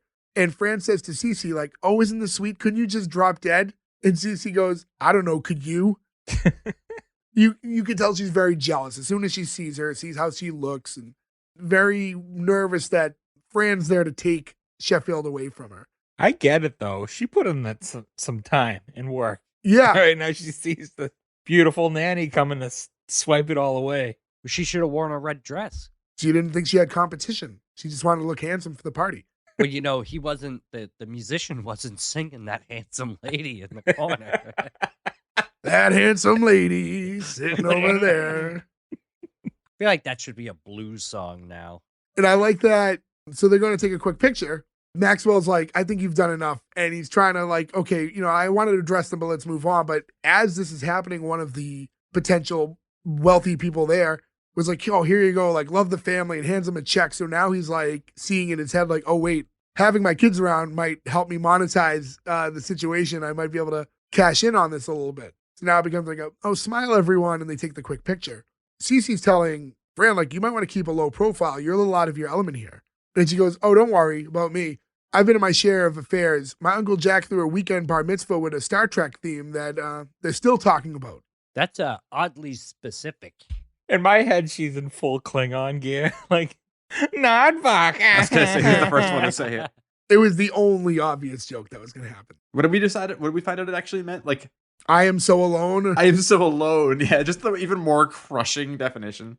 We get kind of like that fade to later on in the evening when everyone's leaving. And you just see the shot of Maxwell and Fran at the door, like seeing people out, looking outside. And she goes, oh, good night, Ivana. Don't worry, honey. You'll find someone else too. I don't know why they leaned into her twice. Like they really leaned into this idea of Ivana Trump at the party. Like, I don't know why that was such a thing. I think it's just a resonant of like the time that this is being made. Like that was a pop culture reference. Right, like the same year-ish, you're seeing Donald Trump in Home Alone 2. Like they were just still so present as like rich New York people. Like I can't even think of who else they could have used. Yeah, right? Yeah, well, I don't have a in my brain, it's tough to go back that we're so young then to not really know the people of that type of stature. You're looking for somebody in New York, right? All these people are like usually West Coasters, Los Angeles and stuff like that. So Yeah. if you're in Yeah, New for a York, lot you of gotta- reasons, it makes sense. Right. I feel like the other proxy you could use would have been Prince Charles and Princess Diana, but they wouldn't have been in New York. Right. Because probably the divorce is probably around the same time, and this Princess Di being like a popular figure. You get that shot of Cece sitting on the couch, just like annoyed, holding up her glass, telling Niles like more, like fill up my drink. She's drowning her sorrows now that she has this competition. Now we go to Fran and Mr. Sheffield, who are talking about him admitting that having the children around wasn't a complete disaster. And he thanks her, and then he grabs that check from her that she was holding. She said it had like 4 zeros, so it was a good check from one of these guys. And he goes to bring it into his office. And you get the shot of him walking into the office, and you can see from outside, like the door, like his office leads to outside. Yeah, like a balcony. Yeah, I can't tell what floor it was on. That's why I didn't know if it was a balcony or whatever it was. But you could see his older daughter sitting there with caterer or something, and they're just like kind of making out on the bench. And he's like, Maggie? They jump up. The guy's like, oh, Mr. Sheffield, he's like, oh, you were just leaving. He goes to run off, and she tries to chase after him. The kid's name's Eddie. And now Mr. Sheffield's chasing after Maggie. And they all make it into like the living room. Eddie runs out the door, and Maggie's like, how could you embarrass me like that? And Fran's like, what's going on? And he's like, that boy was mauling her on the balcony. And she's like, it was just a kiss. Fran's like, he kissed you? And she's excited. She's like, oh, your first kiss. That's so excited. Let me get the camera. Mrs. Sheffield's like, that's not exciting. It's appalling. She's just a child. And now there's the argument about like, she's not a child. She's saying, I'm 14. I'm not a child. Fran's trying to chime in again. She's like, when I was 14, and then again cuts off. So we don't know what her past was like, but twice she's tried bringing up when she was 14 and cuts away before she can get herself in trouble. I think this was the appropriate response. All right. He's a hired caterer. He shouldn't be macking on the daughter of the person that hired him. So I can see it from that standpoint. Also, probably over 18. That kid was like 30. He's a hired caterer working at night. Ferg, you did some catering when you were younger, right? You weren't 18 yet when you started there, were you? No, I was 14. Yeah, so it works out. 14. That's Maggie's age. Okay, maybe I'm wrong. I'll concede to that. Did you ever make out with a cute heiress? No, it was a cute heir. His name was Dan. No, but the argument with it is not so much. It's more the fact that he thinks his daughter is too young to be with any boys. Oh, no, I get that. I was more annoyed, like, who the fuck are you? Don't get Right. That's also going to be a terrible situation for Eddie. You're like in your boss. You're not getting tipped at the end of the night now. When you were a young caterer, Ferg, would you have not taken the opportunity if it was presented? Oh, I would have, but I don't know. It's different. Yeah. The kind of catering we did would have been for like Fran's family, not for like the True, Sheffield's family. Like, Oh, look at all this chicken. we're almost out of pasta. God, I just want chicken and pasta now. I could just envision the party where it's like, there's not enough Alfredo, and she just goes to dump her own on top of it. Like out of a Ziploc bag. Yeah, in her she has like purse. a jar of Alfredo. She's adding her own to the already catered meal. Bring me my ranch dressing hose. He sends his daughter off to bed, tells her to take this makeup off, and now he's mad at Fran because he thinks it's basically her fault. Or she got her all done up, and she's, because of her involvement in all of this is why Maggie's now in this situation. And she's like, what the hell did I do? She's like, what did you do? You took an innocent schoolgirl, you dolled her up, and you turned her into, and she goes, a young woman? And he's like, she's just a little girl. And she tells her, like, get out of here. She's a woman. I'm telling you, unless you're going to dip her in bronze and stick with on the shelf with the rest of your collectibles, she's going to grow up and someone's going to help her. And I actually really like that line of the idea of like dipping her in bronze and just putting her on the shelf like everything else he owns. Because they do touch on early that he doesn't pay a lot of attention to his kids. Like, not that he's vilified, but early on it's pretty established that he's a little disconnected with the raising of his children. So I thought that line, like, it's a lot smarter than you think on surface when you really dissect it. See, you know what I thought was weird about this is he sees her as like still being like a little girl, which you can see if you were a father. Yeah, it's the father. But he actually also has a little girl Yeah. with Grace, right? So he has to see the difference between the two of those girls and understand that she is much older. And I think he different doesn't than- want to see it. You know what I mean? That's his firstborn, and it's just acknowledging that she's growing up. Nick, I thought you were going in a different direction. I thought you were going to be like, he should just be like, whatever, this one's old and a lost cause. Dump her. I'm going with the new, younger model. Yeah, but he already had the revelation how much she looks like his wife. It would have been a better reaction if he was like, "Hey, stop fucking my wife." You son of a bitch, Eddie. But yeah, at this point, as he's talking to Fran, he ends up firing her. She's like, fired after all I've done for you? This is the thanks I get? And then the call back to early, she goes, you can't fire me, Maxfield Sheffield. I quit. And then, no, you fired me. That way I can collect unemployment. But this time she's crying through it. She didn't cry the first time. She was like strong. This time she's a little bit more upset about it. Also, I don't know how New York laws work, but I'm pretty sure if you work at a place for 25 hours, you can't collect unemployment when they fire you. I think there has to be like a time frame there. So what did she exactly do for him?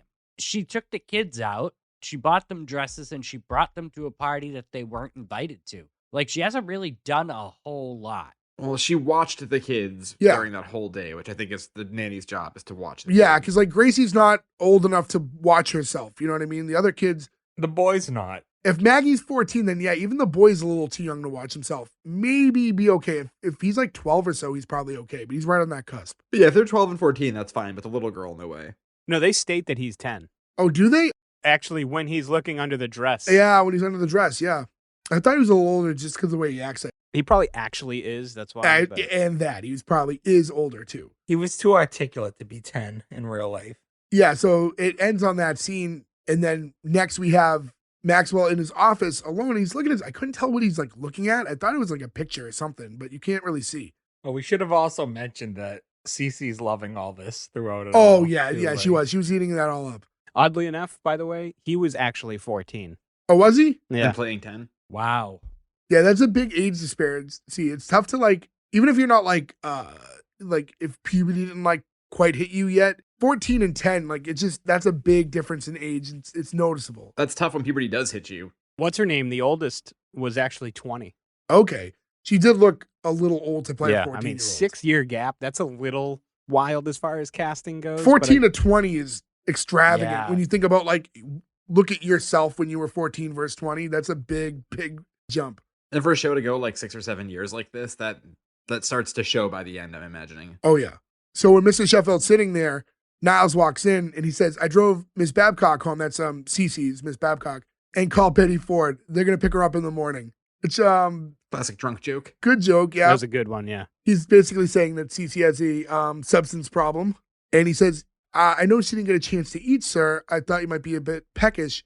And he hands him like a sandwich. Roast beef sandwich. It looked like ham to me. I couldn't tell what it was, but it was smart, right? As we find out, we'll find out later that this sandwich was something that Fran makes or something. It was kind of like he got the idea for that sandwich from her. Not that, Whether it's ham or roast beef, he looks at a sandwich that is clearly cheese and cold cuts and goes, what is this? Yeah. Wait, I know, I what? get it, he's pampered and rich, but you know what a fucking sandwich is. You know what a sandwich is, man. Come on. What is this? So I can hold the bread and then I don't get the saltiness of the meat on my fingers. I've heard of the Earl of Sandwich, but this is ridiculous. So yeah, so he's saying like, I overreacted, didn't I? And he goes like Reagan and Grenada. Grenada? I think it's one of those things you can say. I think because he's English, he said Grenada, but I think we would say Granada. Okay. Which I also think is an interesting joke too, right? Because mostly like if you think of the Grenada invasion, people in America were like, I mean, aside from obviously, but the public perception of that was like, this was a good thing. And the rest of the world was like, well, that was a bit fucking much. So I like that the English guy is like, yes, you overreacted like this thing, which kind of shows like, I don't think a smart joke, right? That he perceives this one thing differently. Also, back-to-back episodes with a Reagan reference. If you guys want to listen back, if you haven't already heard our That 80s Show episode. Are you from last Reagan week. fans out there? Yeah. Well, Ronnie. Also, not the first time we've gotten a Reagan impression out of Joe, and not from last week's episode. I forget Yeah. which episode. It was way, way, way back. I would not be able to remember. Might have been The which one. Simpsons. There have been times where I would get drunk and try to do an impression of a conversation between George H.W., George W., and Ronald Reagan to Kelsey, like all at the same time. And I don't know how I'm not divorced. You know, Kelsey's a fucking saint. Yeah, she puts up Like, with a just- lot. right? Listening to this, She must be able to just Don't- tune you out so easy. Like you're just saying gibberish and she's just watching the television and you're She's just just like nodding her head at me. really, most of the time. you're just trying to entertain yourself and you just like, you need someone to say it to so you're not a crazy person. I'm essentially a monkey with two symbols, like all the time. It's like, okay, Joe, time for the padded room. I can't hear Ronald Reagan though without hearing Christopher Lloyd just go, the actor. Yeah. Goodbye, future boy. Sheffield saying like, it's just Maggie looks so much like her mother and I've already lost Sarah. Like, I don't want to lose my little girl. Niles understands. And this is when the conversation comes like, what is this, by the way? Like what he's eating.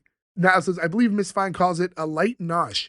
It's delicious. And again, it did look like a very simple sandwich. It didn't look like there was much to it.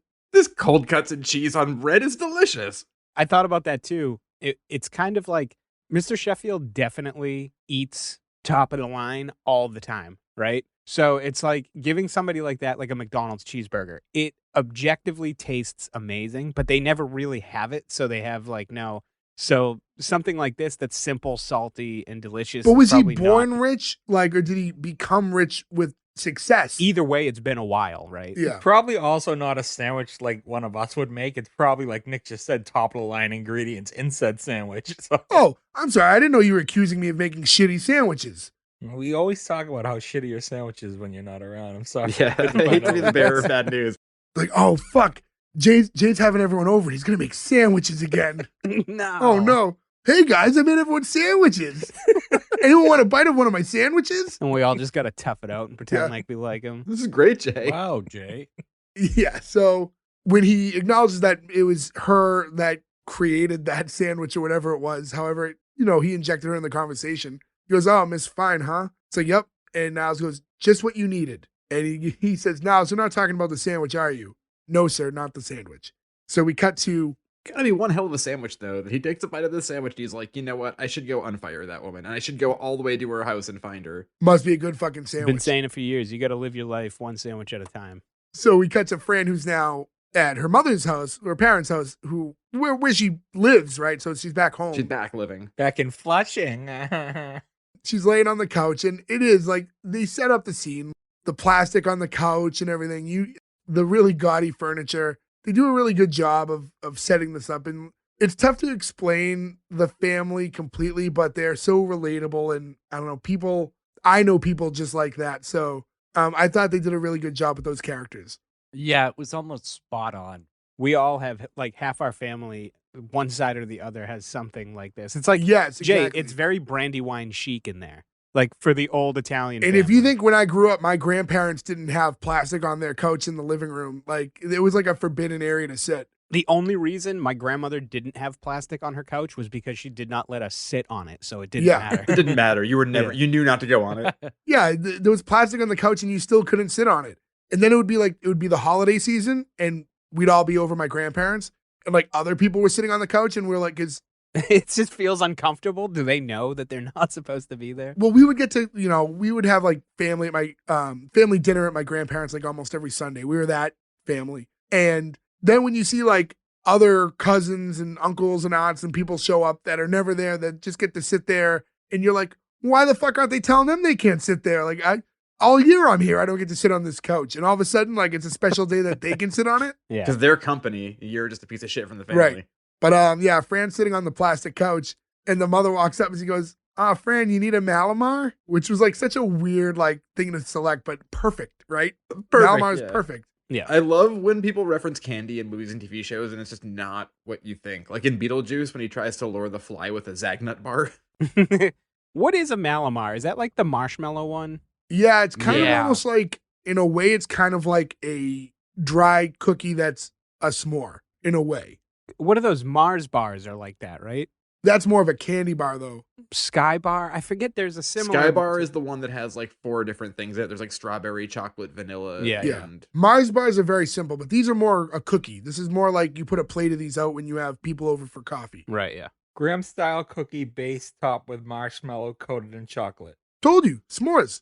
So the snack of the day at the Fine House is Malibu bars and Ovaltine. Yes. We can laugh at that. That sounds delightful. I mean, you're not wrong. Fran's kind of upset, and when she's offered the Malamar, she goes, oh no, Mom, food's not the answer to everything. The mother's like, meanwhile, your father and I have based our entire relationship around food. passion goes, sex goes, communication we never had, but food is forever.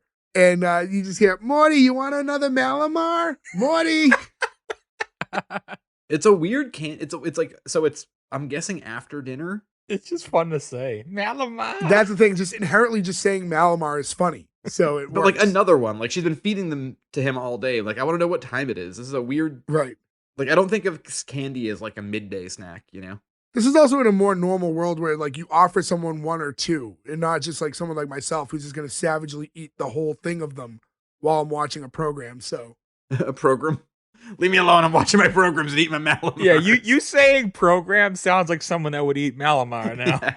as I'm like mentally back in my grandparents' house and thinking back to these times, yeah, now shows become programs and the remote becomes a clicker and so on and so forth. I'm watching my stories. Somebody just shot JR. I think he's dead. There's a knock at the door and Mr. Sheffield showed up at Fran's house. And he says, oh, I'm sorry to disturb. I just wanted to drop off the rest of your things. The mother's like, oh, you can never disturb anyone, darling. I'm Fran's mother, Sylvia, and like holds her hand out to her. And he introduces himself. And she says, come on in. I'll make some Ovaltine. Now, I've had Ovaltine in the past. Is it just adult chocolate milk? It's It's disgusting. chocolate milk with like vitamins in it. Yeah. Yeah, it's chocolate milk, but it's like a powdered. Yeah, like the Yahoo. I actually don't think it's chocolate based. Is it? It is, but it isn't. Yeah, but I don't think it's for adults either. I think it was more for kids because it has vitamins in it where you could be like, this is a fun drink you're having, but it's actually good for you, sort of thing. My grandmother on my father's side always had Ovaltine. It was always offered to me. And I want to say my grandparents had it. I've definitely had Ovaltine. I don't remember like strongly what it tasted like, to be honest with you. It's been so long. I don't think I can ever recall even having it, to be honest with you personally.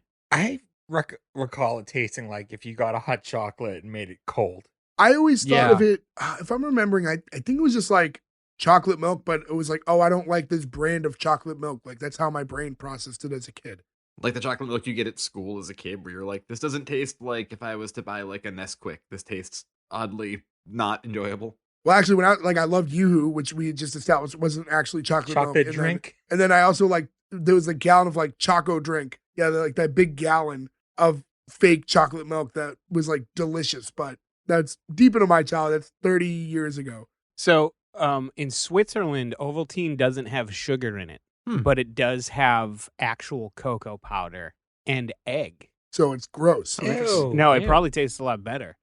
Just straight cacao or whatever, like with no sugary. I don't know. That's like a bitter An drink. egg?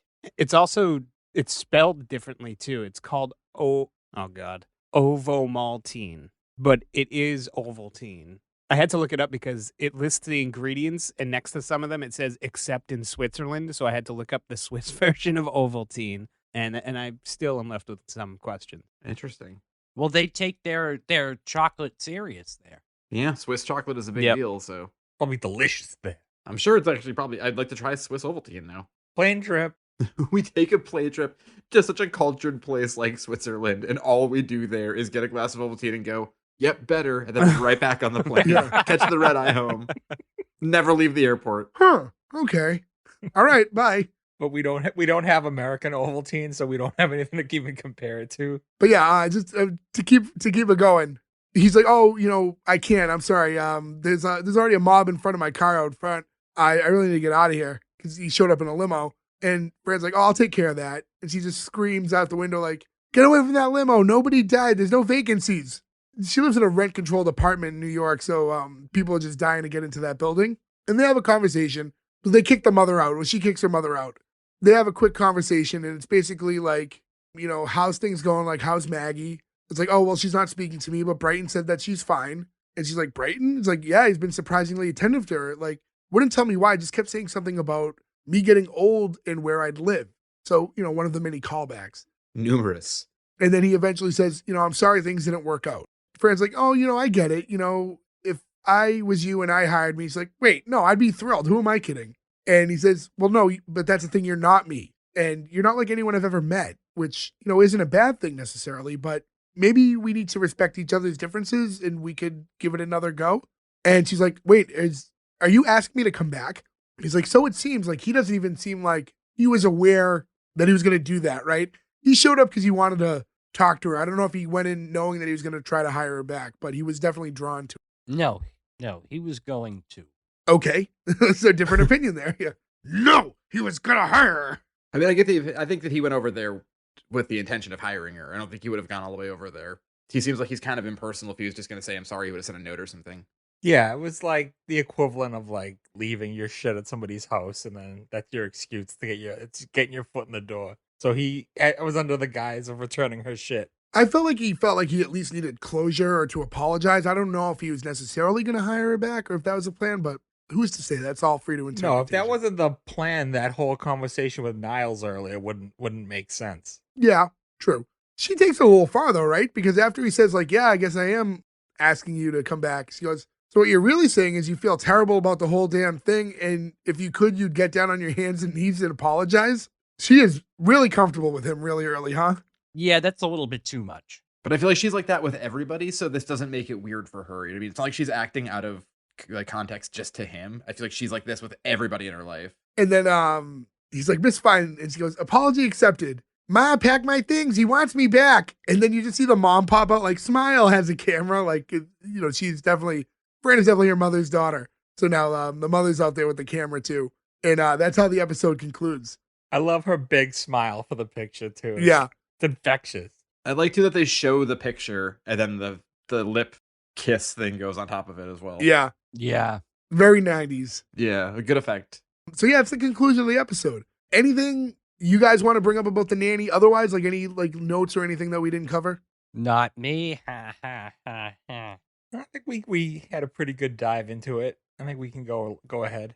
Yeah, we talked about a lot of stuff here. Oh, also Nancy Reagan's from Flushing, Queens, and I think that guy you like, Action Bronson. Oh yeah, Action Bronson. Martin Scorsese, and again Paul Stanley. Woo! I saw Action Bronson in concert just a month ago or so. Yeah, all right. So nothing to do other than go into the green light or cancel. Nick, gonna start with you. This was a really fun watch. I liked among everything, I really liked the pacing of this show. It was quick and snappy and funny. Like you can kind of Venn diagram those three things, and usually you can only get two, but they did all of them and they did it well.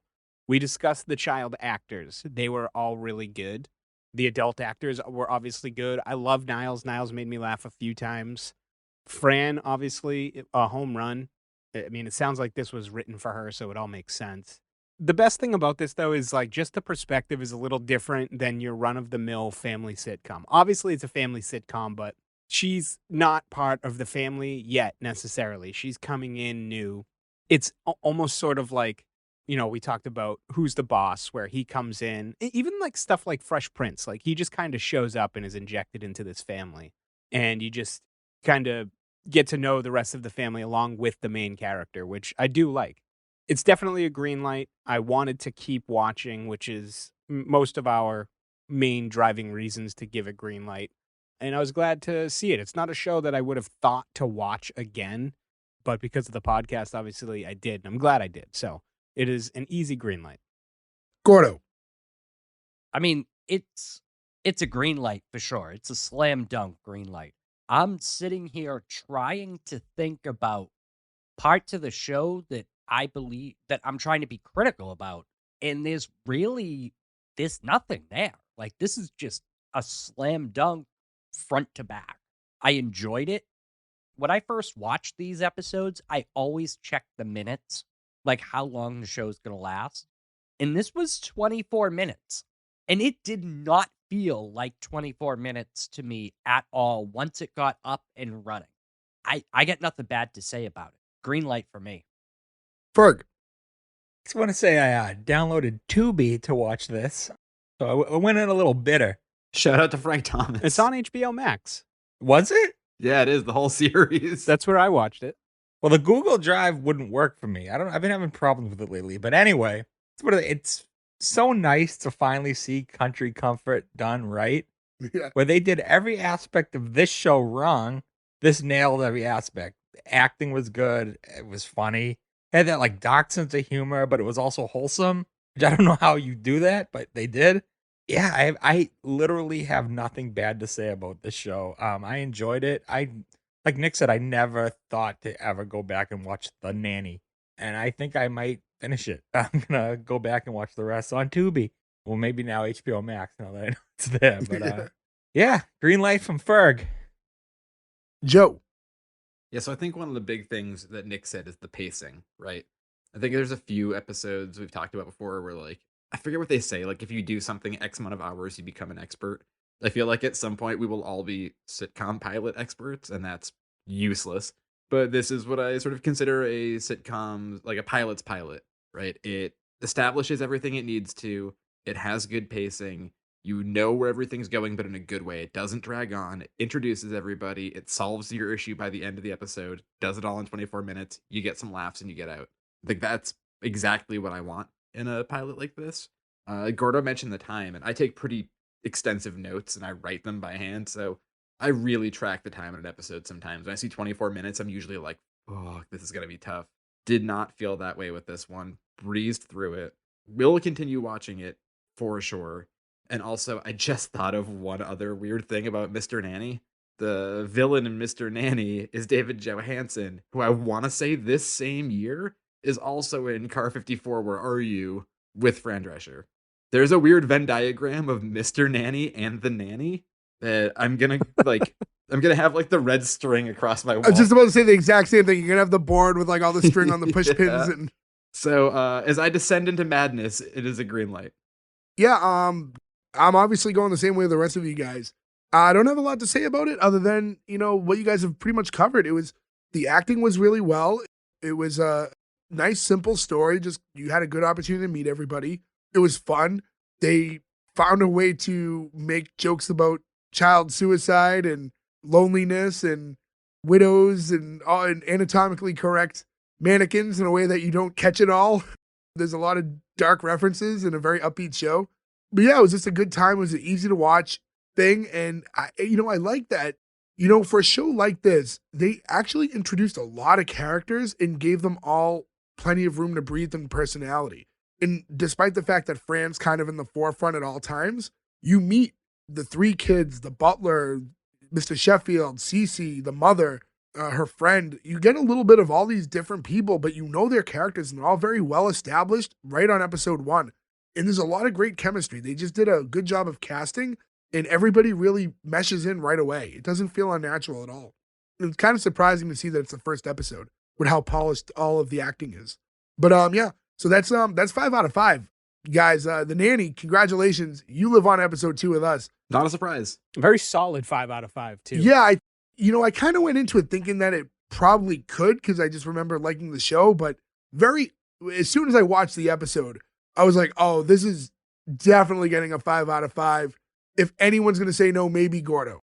No, I love this show. And Gordo came in stronger than anybody with his love for it. Gordo and Ferg are the two that are most likely to cling on to something very obscure and have that sour them on the entire show. They didn't have any of that in this.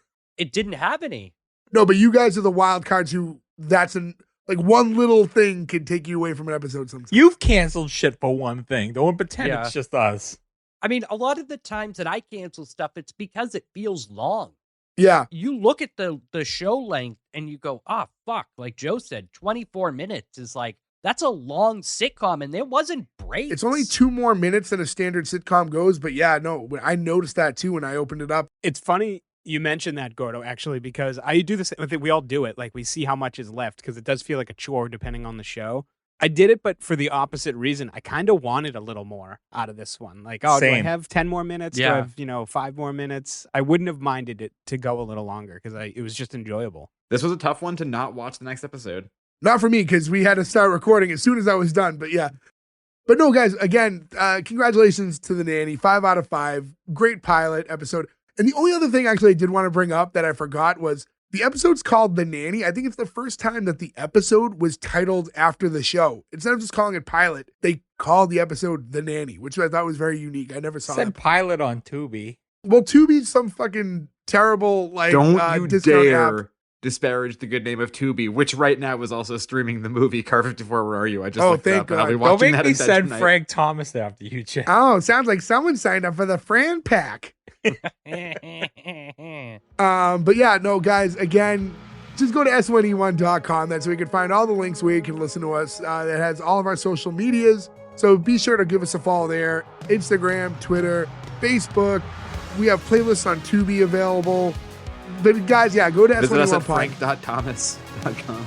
But yeah, thanks again, guys. Keep listening each and every week. We come out with a new episode every Thursday. Thanks again. We'll catch you next week. Goodbye. I think we got the best, most eligible widowers. It's like I murdered all my husbands in here.